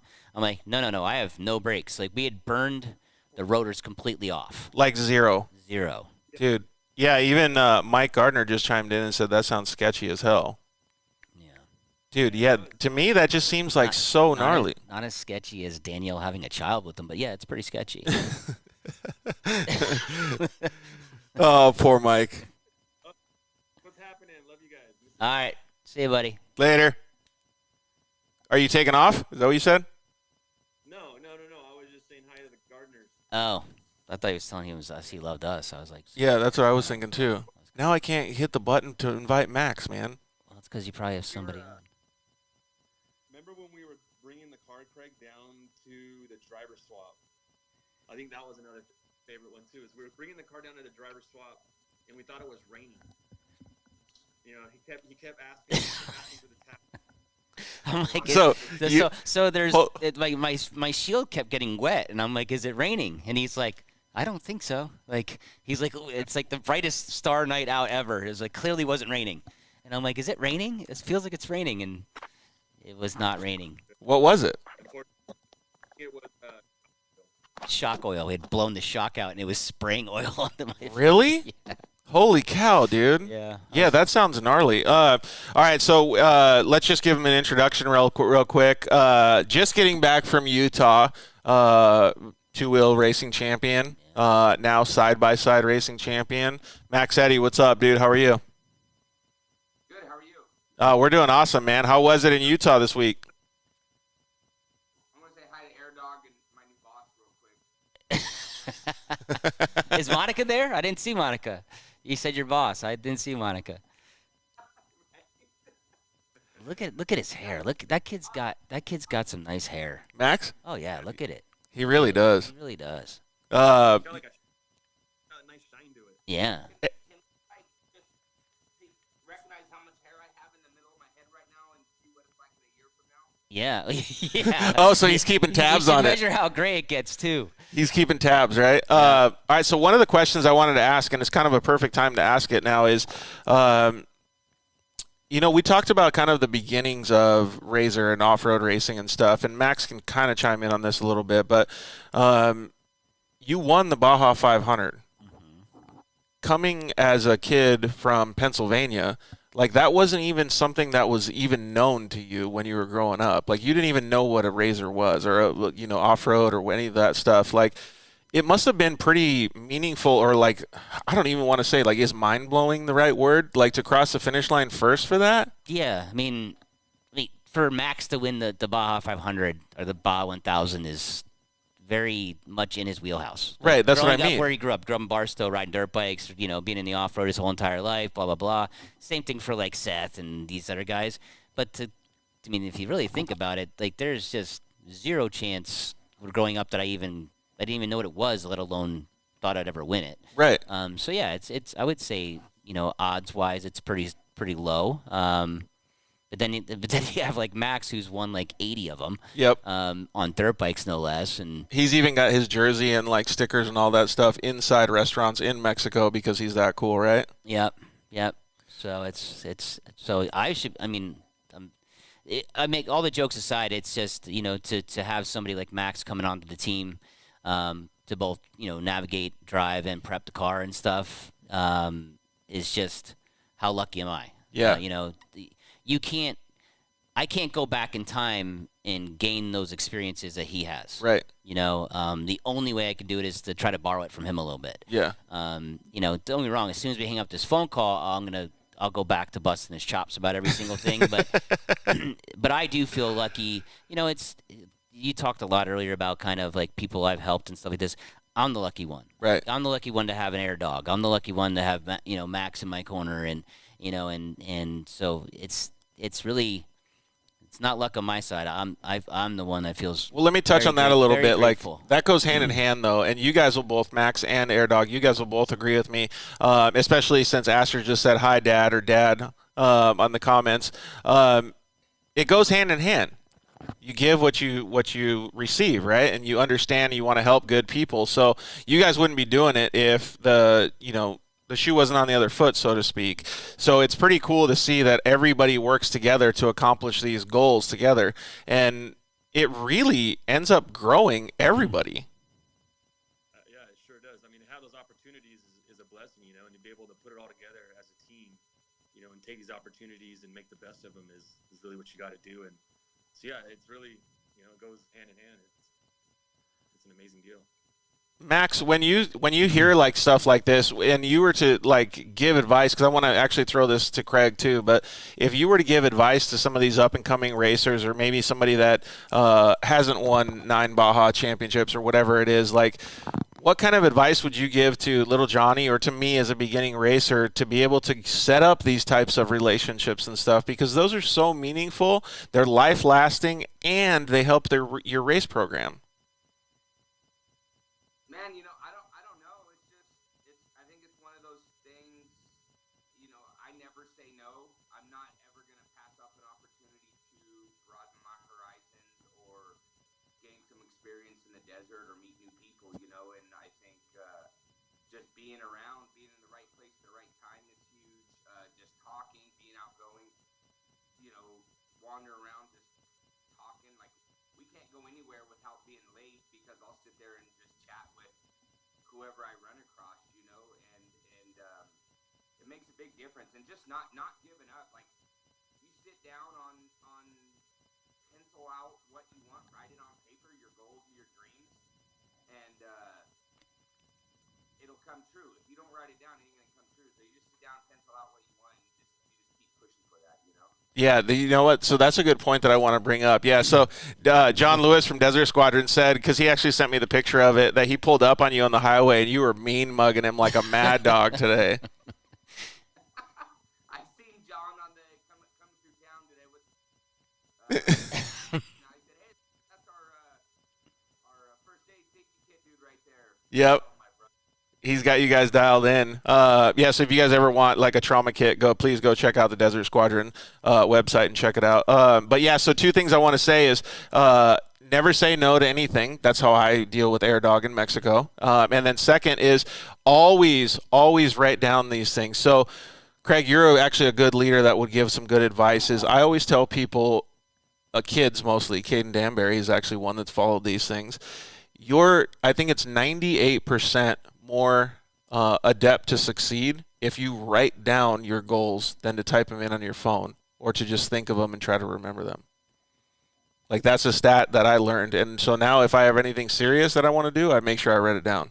Yeah. Just like what Max was saying. Yeah, so now you guys have assembled a new car. New car, yeah. And, man, that thing looked pretty sweet last time when I saw it in Barstow. It's really nice. Well, I'm really psyched about the new car. Johnny Angel and the team, Craig down at UTV Inc. built the car for us.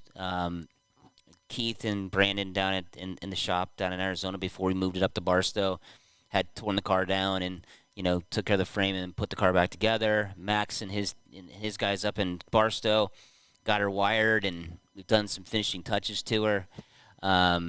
We've had this car for a while, been in the process of building it and just waiting for it to be 100% right before we take it out the first time.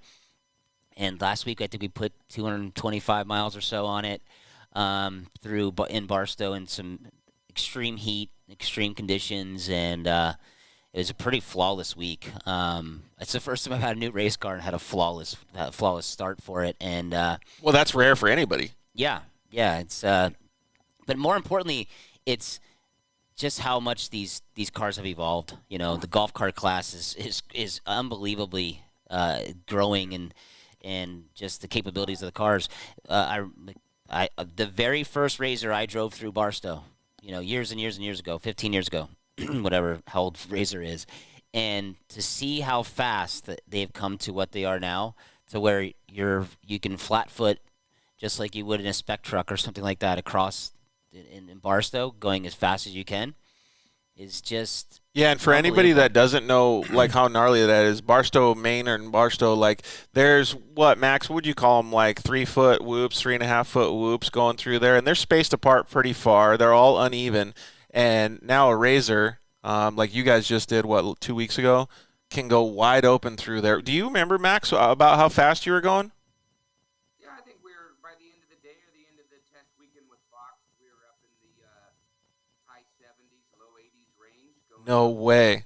Yeah, I think it would have gone faster, but we didn't clutch the car, so that's the top speed of the car that week. So we clutched it over the weekend. So when we were texting with Fox, it was earlier in the week. Now, what I'll tell you is this.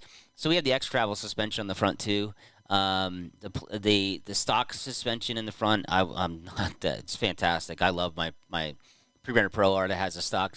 But when you put the X-Travel on, for what we do, you're basically making the front end into a trophy truck. Yeah. I mean, it's what it can handle, the beatings it can handle, and it is unbelievable. If you just look at the geometry they came up with is fantastic. But the way they've constructed that front end to go on our car is something work else. of art. Yeah, it really is.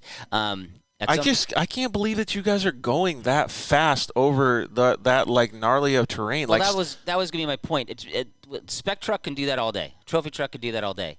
The one thing we're gonna have to learn about this car, and Max and I talked about it quite a bit, is just because you can doesn't mean you should in a race. That's a pretty good point, right? It's it's gonna be, we're gonna have to test and learn with this car. It has not. The 400 will be, 6, 8, 10 hours long, and we'll have to see just what that car does over that long a period of time. And we'll ramp it up slowly, and we'll make improvements on this car and get ourselves ready for the 1,000 and then for next year. But dude, I think it's so crazy, Max. Like, and I'm gonna ask you a question after this, Air Dog. But Max, going that fast, do you think that there could be a mistake that happens pretty easily, or do you think it's pretty stable? Of course, there's going to be a mistake. Park failure, driver area, there's error, animals. Well, there's a ton of different varieties that can cause, a mistake or anything like that. But you know what? That's what we work our asses for. That's why we train. That's why we tune the car and make it the best we can to mitigate those errors. And on the human error part. You know, a lot of racing, there's some part failures and stuff, but human error is probably the biggest one. That's why, you know, it's in my opinion, it's super important to stay fit and stay healthy, and you got to live that entire lifestyle, right? Racing. You're not just gonna show up to a race and race the best guys in the world and expect to win. You know, it's like watching Supercross on TV, right? If you're just sitting on your fat ass at home not doing nothing, and I want to go race these guys at Supercross, it ain't gonna happen. It's side by side stuff is pretty competitive, you know, and it's the same thing there. You got to stay in shape. You got to be prepared for sure. Yeah, that's crazy. And so Air Dog, he kind of led into the question I was going to ask you is like, did you ever think side-by-sides were going to get this crazy? Because you've been in the game a long time, and it's like, to me, it still blows me away that they can go that fast. Like, and I didn't drive Craig's race car, but I drove a stock Pro R out there, and I was like, a way different situation. But I was just hitting the little red button for the oh shit button or whatever it's called. And instead of managing my foot on the throttle, I just pinned it and played a video game over all those whoops and never had the car bottom out in those whoops. I just went beep, beep, beep, and just pressed the button across the whole thing. Yeah, it's pretty mind-blowing where these cars have come. My first time in a race car was as a co-pilot was 2015. I did Vegas to Reno with Jacob Shaw. Oh, Air Dog kind of. Air Dog froze up. 2015, so that's. Where they have come to now in 2020, like Craig was saying, it's model. It really is, and it's not just the Polaris RZR Pro R. We got to give credit to everybody else too, because the whole sport or the whole genre has elevated. But like, man, it still blows me away to even think about that. And like, that's what I was asking at the beginning of the show. Like, when you had the RZR 800, did you even think like that it was gonna? I mean, did you have this long of a plan to look forward to? Mm-hmm. That's so cool, man. I can only imagine what the plan is looking forward to in the next 10 years. Those guys they'll keep coming up with stuff up in Polaris. So will Can-Am and everybody else. It'll be fun to watch. Yeah, I agree 100%. And it's fun to watch consumers too, because if you'd have came out with the Pro R in 2008, I don't think it would have gone well. You need a lot of consumers, especially people who are new to the sport and new to it and came off other vehicles, and I think watching it evolve the way it has as people's driving skills have evolved, and it was the right timing and all that good stuff. But it'll be fun to watch as we go forward for sure, because every manufacturer is going to push each other to keep getting better. Yeah. And it'll happen faster and faster now, too. Well, what are you guys going to do to push yourself to getting better, too? So I don't know how many races Air Dog can actually go to, but you and Max have some pretty serious plans for the rest of the year. Yeah, well, and more for next year, too. We've raced all the score races this year, as well as the KOH Desert race. And next year we're going to kind of ramp up our schedule a little bit and do a lot more races. Like what kind of stuff? Are you allowed to tell now? Yeah, it's my program. I can say whatever I want. But we'll race Parker next year. We didn't race Parker this year. And one of the cool things we'll do with the program now is Max will drive in some of the Mexico races with me. He'll navigate in some of the races. But then like Parker 250, Max is going to drive. Oh, cool. And I'm just going to sit in the pit with the cone. Put on the hood when we fuel it, so he doesn't. You'll be the Instagram guy. I'll be the Instagram guy. Perfect. I'll be the guy in the pit. I'll have a bottle of water with a straw hanging out of it, ready for him. Hey, you got to watch out though. I got a story. What's that, Air Dog? I said you can hang out with me in the pits. That's right. I'll have a headset on just like you do, and I'll run around. Yeah. Tell people what to do. It'll be fun. A story that I was going to bring up was at the Baja 1000 last year, Air Dog. I don't know if you guys knew what but when we were supposed to get Craig food, because you guys were sitting out there for a while, and I don't know, the hamburgers weren't there. They were at another chase truck or whatever. And so I brought a granola bar, and you're all, what the fuck is this? Give me some meat or something. And you threw it out, and I was like, Jesus Christ. I was like, that was a bonding moment, but he was totally being a jerk. Like, you brought some compressed wood up to me. I know, and I was like, this is all we got, man. And then finally somebody came up with the chase truck with the hamburgers, and I was like, thank God, you saved him. I thought you were going to talk about when the Matlock's dog ate all of our tacos. Oh, that was horrible too, man. That was a horrible story. I was so disappointed. Yeah. That's, But those are all bonding moments. Yeah. So, like I was saying, though, we'll do Parker. We're gonna do all the score races. So we'll do San Felipe. We'll do the KOH Desert Race. I think we're going from 4 or 5 races up to like 9 or 10 next year. Dang, man. And Max will do most of the driving in the U.S. and I'll do most of the driving in Mexico. Dude, that's gonna be so cool. Are you guys excited? I am. Are you, Max? Are you excited? So, He says that now. thankful for Craig giving me the opportunity to run my own program and stuff in the NA class, and we're doing fairly well this year. But we will. I'm looking forward. I want to win overall. You know, class wins are cool, but we want to be the first UTV on the course. You know, so that's what we're pushing for, and obviously the manufacturers are making adjustments, making the cars better, but we're really working hard to make the car better after every single race, because this course changes every race too, right? So we got to change every race. So we're not ever going to settle for just a decent car, a good car at 500. It'll be better for the 1,000. We're going to race the 400. The 400 car will be good, but the 1,000 car is going to be 10% better every single race. So that's our goal, and I'm super excited for that, because honestly, the NA car is boring, just sitting there looking around. It don't go fast enough. This Pro R's, you know, you get up into the 90 mile an hour range, and it's a little more, a little better. All I'm seeing from Max right now, or hearing from Max right now, is, "Damn it, give me the keys." All I hear from Max right now is I want to go fast. Yeah. It's like Ricky Bobby. I just want to go fast. No, but the part people aren't seeing is Max got a hold of that car, I don't know, 3-4 weeks ago, and he has literally not stopped. The Pro R. He went to he went to Utah for a weekend with his family, but he has not stopped. And you know, it's funny because, you know, with Keith retiring at the end of this season, long time, you know, prep guy for us and all that good stuff. It's good to see it going from such good hands into such good hands. As they both at their core are like the same dude. They hate to fail, and they don't ever stop working. And Max brings another level of knowledge of Mexico. Yeah, dude, like his knowledge of Mexico is beyond. Yep, and in the other part too is Max is really, really, really good at explaining what he feels in the car to, like, say, the Fox guy. Vince from Fox was out with us for several days last week, and Max was really good at. I really liked watching the two of them work together, because Max was very much able to explain exactly how the car felt. Yeah. In terms that Vince understood, so that Vince can make adjustments. Yeah. And it was like instant. Like it was like, wow. Like I didn't feel that.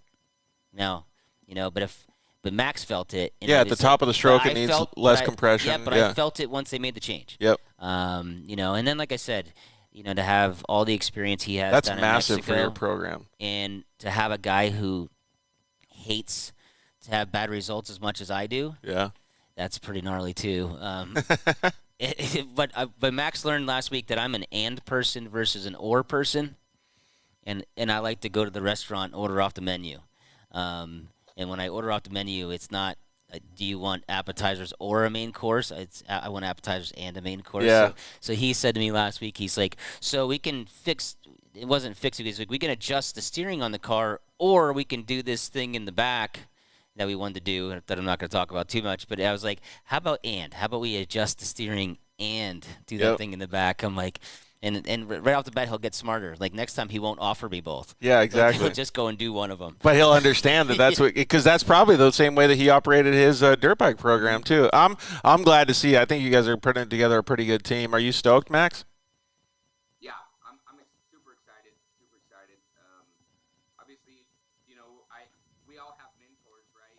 My mentors were some of the most successful people down in Baja. Everyone we worked with, Johnny Campbell, Bob Bell. God, there's so many people that I mentored down in Mexico, and they taught me a lot and just taught me the right way to do stuff. And I can't wait to, you know, provide it to our own team, right, and in our own program. So I don't think I would have got this opportunity with trying to do my own thing, just because, you know, there's a ton of reasons why I would do my own program.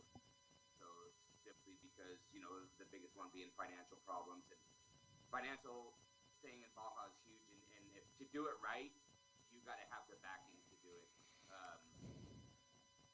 if you want to win. Yeah, well, it goes back to that. It goes back to that whole thing. Teamwork makes the dream work, right? You work together to accomplish those goals. Trophy Bro commented and said that new car does look rad. Thanks. Yeah, so we're going to let you go, Max. I appreciate it. I'm glad that you guys had a good time in Utah. That was pretty cool. But what's the next thing on your guys' plate with Craig and the new car? We're going to go dominate the 400. There we go. I think first off, he's going to have to go sift through the mountains of parts that Blair sent him over the weekend while he was gone. He called me today. He's like, man, we got a lot of parts here. I haven't gone through them yet, but I know there's a lot of boxes. So those chase trucks are going to be stacked up. Yeah, they are. Well, I'm stoked, man. I really look forward to seeing you guys on the top of the podium. So thanks, Max. I appreciate it. Please tell the family hello. peace out, bro. See you guys. We lost Air Dog, but we wanted to say thank you to Air Dog and obviously Captain Cheeto as well. And thanks, Amy, for letting us borrow Air Dog. So we only got a couple questions left for you, Craig, and we'll wind this thing down. But more along the lines of not racing. So, man, actually, what was one of the best things or one of the best memories that you've had over the last 5 years, or best accomplishments? I know the Baja 500 rates up there too, but that's racing. Yeah, I mean, memories though, I would just say pre-running times with Keith, Yeah. and it's that's one thing you can't replace. Ever? No. No? I mean, it's he's been in the car with me since pretty much day one, and that's coming to an end here pretty quick. I get a pre-run at the 400 with him, and I get Baja 1000 pre-run, and I get to race in the car with him for those two races, Yep. and then that's done. But the highs and lows and the emotions that you go through during those times is like it's a connection that's like really hard to beat, honestly. Yeah, yeah. I mean, that's why whenever it's like, oh, give me one thing that you remember, this, that, and the other, you can't because it's the combination of all of it together. Well, the reason I ask those questions is because it's simple for people to understand. But it's a lead-in for me to talk about it. But the truth is, it's the being stuck out in the middle of nowhere and sitting by the car and just like in the dirt in our race suits, thinking, well, this isn't how we planned it to turn out, but let's go do this all over again the next chance we get. Absolutely. There's so many times that I've just like sat out in the desert for 8 hours. I go, fuck this. I never want to be out here again. Yeah. But then I'm like, okay, that was a good experience. Our big line is always like, it still beats golfing. So, so I guess we'll keep doing this for a while. Well, speaking of golfing, that's kind of on the lines of my next few questions here. Sounds like we might be able to go bicycle riding a little bit more. Mm-hmm. But what are some of the things that you're going to do in the future to make yourself happy? Well, I've been working since I was like the summer of when I was 14, working with my Italian uncles in construction, up until about a month ago. Yeah. Now I'm in semi-retirement, so I don't plan on doing anything for Maybe a while. use the pizza oven a little bit more. I figure I have a pool. I didn't go even know bicycle riding a little bit I had more. one. Yeah. I'm gonna do some traveling. I'm gonna do the racing thing where we're moving the program from Arizona to California, so that'll keep me busy. I don't know. I have some family members who don't think I'm going to make it even 3 months, but I think I'll be fine. The one thing I was going to say, you like to keep yourself busy. Well, I mean, I have hobbies, and the hobbies I've ignored for a while. I'm going to go to the Baja 400 next week, and I'm going to pre-run, and I'm not going to have to get out of my car and get on my phone right away. That was one of the things that annoyed me the most. Is I was like, dude, just stay focused. Like, can you stay focused for fucking 10 minutes here? Like, UTV Wolfpack says, where's the Wolfpack singlet? Oh. Let's see here. Tell them to come to a race and get me a new one. Oh, you need a new one, huh? Yeah, I'm bigger and older now. Well, it sounds like you guys got a pretty good plan. And one thing I'll do from a business side is, I've had some people I know that I know really well that own their own businesses or run their own businesses. I'd be more like I've already talked to some about coming in and consulting and helping them out. I think the next 18 months in the industry are going to be a little different and difficult for some folks. and if I can help some of my friends manage through that, Yeah, I was you know, gonna with some say of the like things I've learned over the years, I'd be more than happy to do. yeah, I was gonna say that would be really cool to see you do that because I know that the industry, I don't want to say is faltering, but I see there's bad decisions, there's good decisions, and whenever you go through a changing time or a trying time like this in the world, there's always a silver lining. There's always something that you can do to push forward and do better than everybody else, and you're a really good person to be able to see those things. Yeah, and sometimes it's just nice to have a second set of eyes on something. Right. You know, what I've watched with a lot of leaders over the years is you're just too entrenched in it. You're in it day to day, and sometimes just having somebody at the 50,000-foot look come in and look at it and say, "Have you thought about this or thought Dude, about that?" I'm not even a leader, and that happens to me all the time. It happens to everybody, right? Yeah. Like, it's just you get too engulfed in what's going on. All right, well, I think that's pretty cool, man. We just have some rapid-fire questions. I think you have actually answered some of these in your previous episode, number 41, but we're going to go through them anyways. All right. Tacos or hot dogs? What tacos for sure at this point, but I do love a bacon wrapped taco. Dude, Oh man, the hot dogs have been gaining. Yeah. Chicken or asada? Asada, Dunes or the river? easy river All day at the river, huh? all day. Action shots or still shots? Action. Big action shot guy. Three-wheeler or quad? I do think the 3-wheelers are cool, but a quad. You just don't want to get hurt. Pizza rolls or jalapeno poppers? Pizza rolls, Coffee or tea? coffee. Ooh, this is a good one. Favorite movie? Oh, geez, I think that's a bad question, but there's a whole bunch of different ones. Like Well, no, it's because people can profile you. I know they because if can. you say like Casablanca or if you say like I'm not Ricky gonna say Bobby, Casablanca, but Step Brothers, yep. all-time favorite comedy. I do love Me to Remember the Titans for some reason. It pops in my head. Yeah, that's a good one. What's the Dude, I'm a big fan of like Butterfly Effect, A Beautiful Mind, like those those. are good movies. Yeah. Have you seen Requiem for a Dream? No. Dude, it's wild. All right, you got to be in a mood though. Instagram or Facebook? Instagram. I don't have Facebook. You said right now Instagram? I don't have Facebook. Oh, you don't have Facebook. Okay. Oh, this is a good one because I got a story I can tell about this. Favorite artist? Artist? Yeah, like band. Foo Fighters. Oh, really? You're going Foo Fighters? I I thought you were gonna go T Swift. No, I do love me some Bieber and some Taylor Swift, but that's all like it depends on the mood. But Oh, here we go. Illumicraze says Craig got movies, so that's why you said it was a sucky question because you're a big movie guy, I guess, I like huh? movies. Yeah? And then and they all kind of run together. Like I mean, I think in the future you need to ask a genre. Like, what's your favorite genre movie, or pick a genre and say what's your favorite comedy movie. Yeah, that's a good one. Netflix or YouTube? Netflix. Although I'm actually a big Hulu. I like Hulu. Really? Yeah. What's Hulu got that you've been watching? Well, I have live TV on there, but Hulu's got some good shows. Don't sleep on Hulu. If you could have one superpower, what would it be? Flying. Oh, big flying guy? Yeah. Like, what are you trying to do? Like, if you could fly right now, where are you going? Anywhere. Just go all around? Like when Superman just finally figured out that I'd like to be a bird. yeah, That's what you're just getting go at. wherever? I want to fly, yeah. Dude, that would be You pretty cool. asked, what would yours be? I would want to be like Jumper, like where I could teleport. That's solid too. Yeah, because that's Not not gonna lie, that's not 'cause flying, but That actually would solve a lot of the things I'd want to do flying. Because like, Right. it's like, I want to go to Arizona this weekend. I'm just gonna fly. yeah, but over. I don't care about flying and taking the time to fly. I mean, I would like to go and see like that point of view, but I could do that on a helicopter and I could just transport like right then to wherever I gotta go. Yeah. Like if I could be like after this, I'm going to eat in Italy. Boom. Yeah. Yeah, like I'd be so stoked. I'm not gonna lie to you. That's solid. Beware of the people who want to be invisible. Oh, Trust them. or the ones that want to read minds. Dude, I would not ever want to do that. That's. Yeah. Let's see here. Videos or photos? Videos. Let's see here. Are you going to go to the Taylor Hawkins Memorial Show Solid in a couple idea. weeks? That is a solid idea.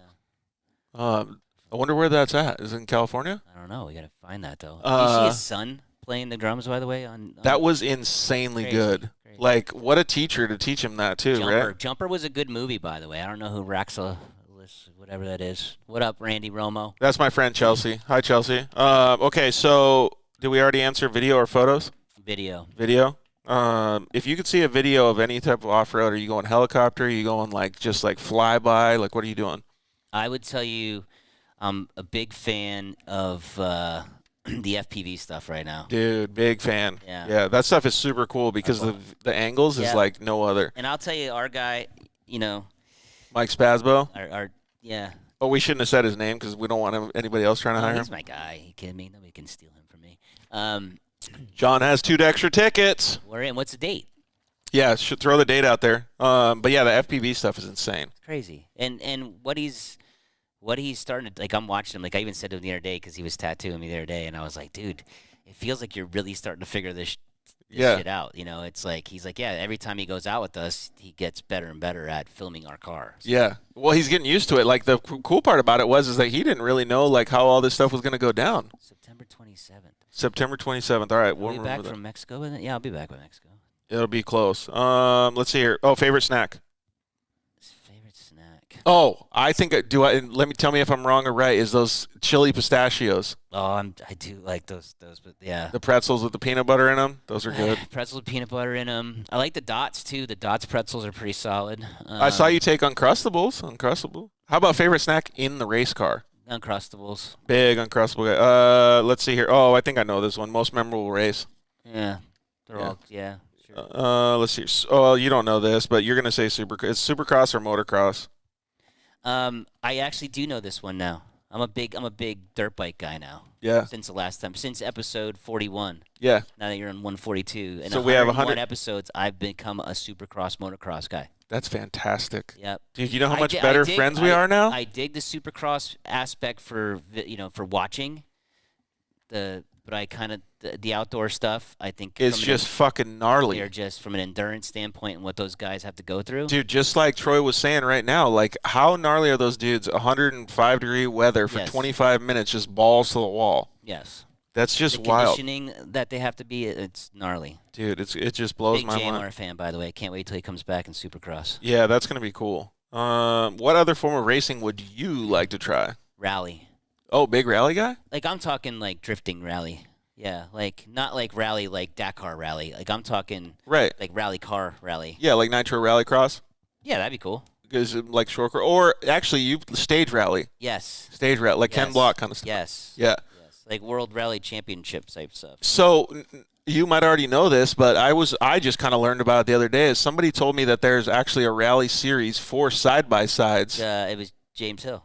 Yeah. So, yeah. Oh, yeah. We heard about it at the same time. Yeah, dude, I think that would be super cool to do. I feel like that'd be a way different car than what you guys have built. You gotta slam it and make it real light. Yep. Let's see here. Speedboat or dragster?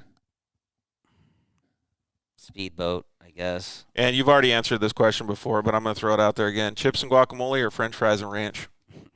Drop the ranch and I'll be french fries. Oh, you're just doing french fries with ketchup maybe? No, I'm a big fan of mixing mayonnaise and hot sauce together. Whoa, like a chipotle mayo kind of thing? Very Euro, I think. Subi Mike said he wants to go. Sounds like Rallycross is going to be getting going. Lycra or baggies, Chris says. Lycra, baby. Lycra all day. Yeah. Thanks for chiming in with the fact. Chris, you're more than welcome to send in any more rapid-fire questions because we need new ones. All right, Craig, well, if there's anything else, you're more than welcome to throw it in there right now. No. We talked to a lot of people that you already have, and you already pretty much thanked all the people that we have, but do you have anybody else you want to thank? No. I mean, yes and no, obviously, but when it comes to this kind of stuff. There's a billion people. Well, no, when it comes to this kind of stuff, what I would tell you is just make sure you thank people on a more personal level. Yeah, absolutely. It's like, I'm super thankful for my old team at 4 Wheel Parts. Yeah. Ashley, Matt, Jason, they're like the people who went through what we went through together. But but they know that already because I've already thanked them. So I agree 100%. Pick up the phone every once in a while and thank your friends. Don't send a text. Dude, I couldn't agree more with that. All right, well, I do want to thank some people. I'd like to thank all of our sponsors. So thank you very much to all the guys over at KMC Wheels for being a part of the show. Really appreciate them. Wheel Pros has been a partner for since day one. So please head over to your local 4-wheel parts store. Get yourself some wheels from those guys. Put on some Maxxis tires, those things. Thank you to the guys at Motool. Shock Therapy, you can use the code DIRTLIFE at Shock Therapist USA or shocktherapist.com. JL Audio, like I said, we're going to be hanging out with them at Sand Sports Super Show. Thank you to Evolution Power Sports, Zollinger Racing Products, Vision Canopies, and Cryo Heat. Next week's show, we have something pretty cool, Craig. I think you would actually be into this. Thanks, Caden. Caden's yeah. a great show. Thank you, I Caden. think you did a good job, George. Well, thank you guys. You make it easy when you can have a conversation like this, right?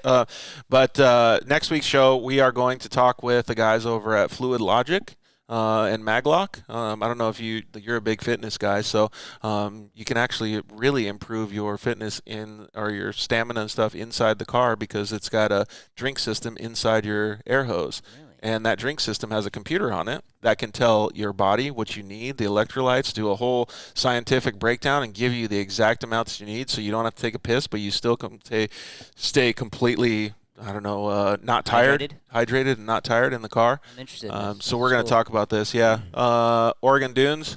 Man, we got a lot of people commenting in now at the end of the show. So, yeah, pay attention to the Fluid Logic show next week. It's going to be awesome. I think we got Ryan Arciero and a whole bunch of other rad dudes coming on. So thank you very much to Craig and everybody at the house for letting us invade your privacy. Really appreciate it. And I look forward to getting to be able to go bicycle riding with you some more, man. And thank you to everybody that's watched the show. You guys are our lifeblood. We really appreciate it. So please always come and send us direct messages and hang out with us as much as possible. Share the show. Brandon Brewer. Sorry. Yep. Keep saying it. We really appreciate everything. So like I say every time, we love you guys. Good night. Peace out.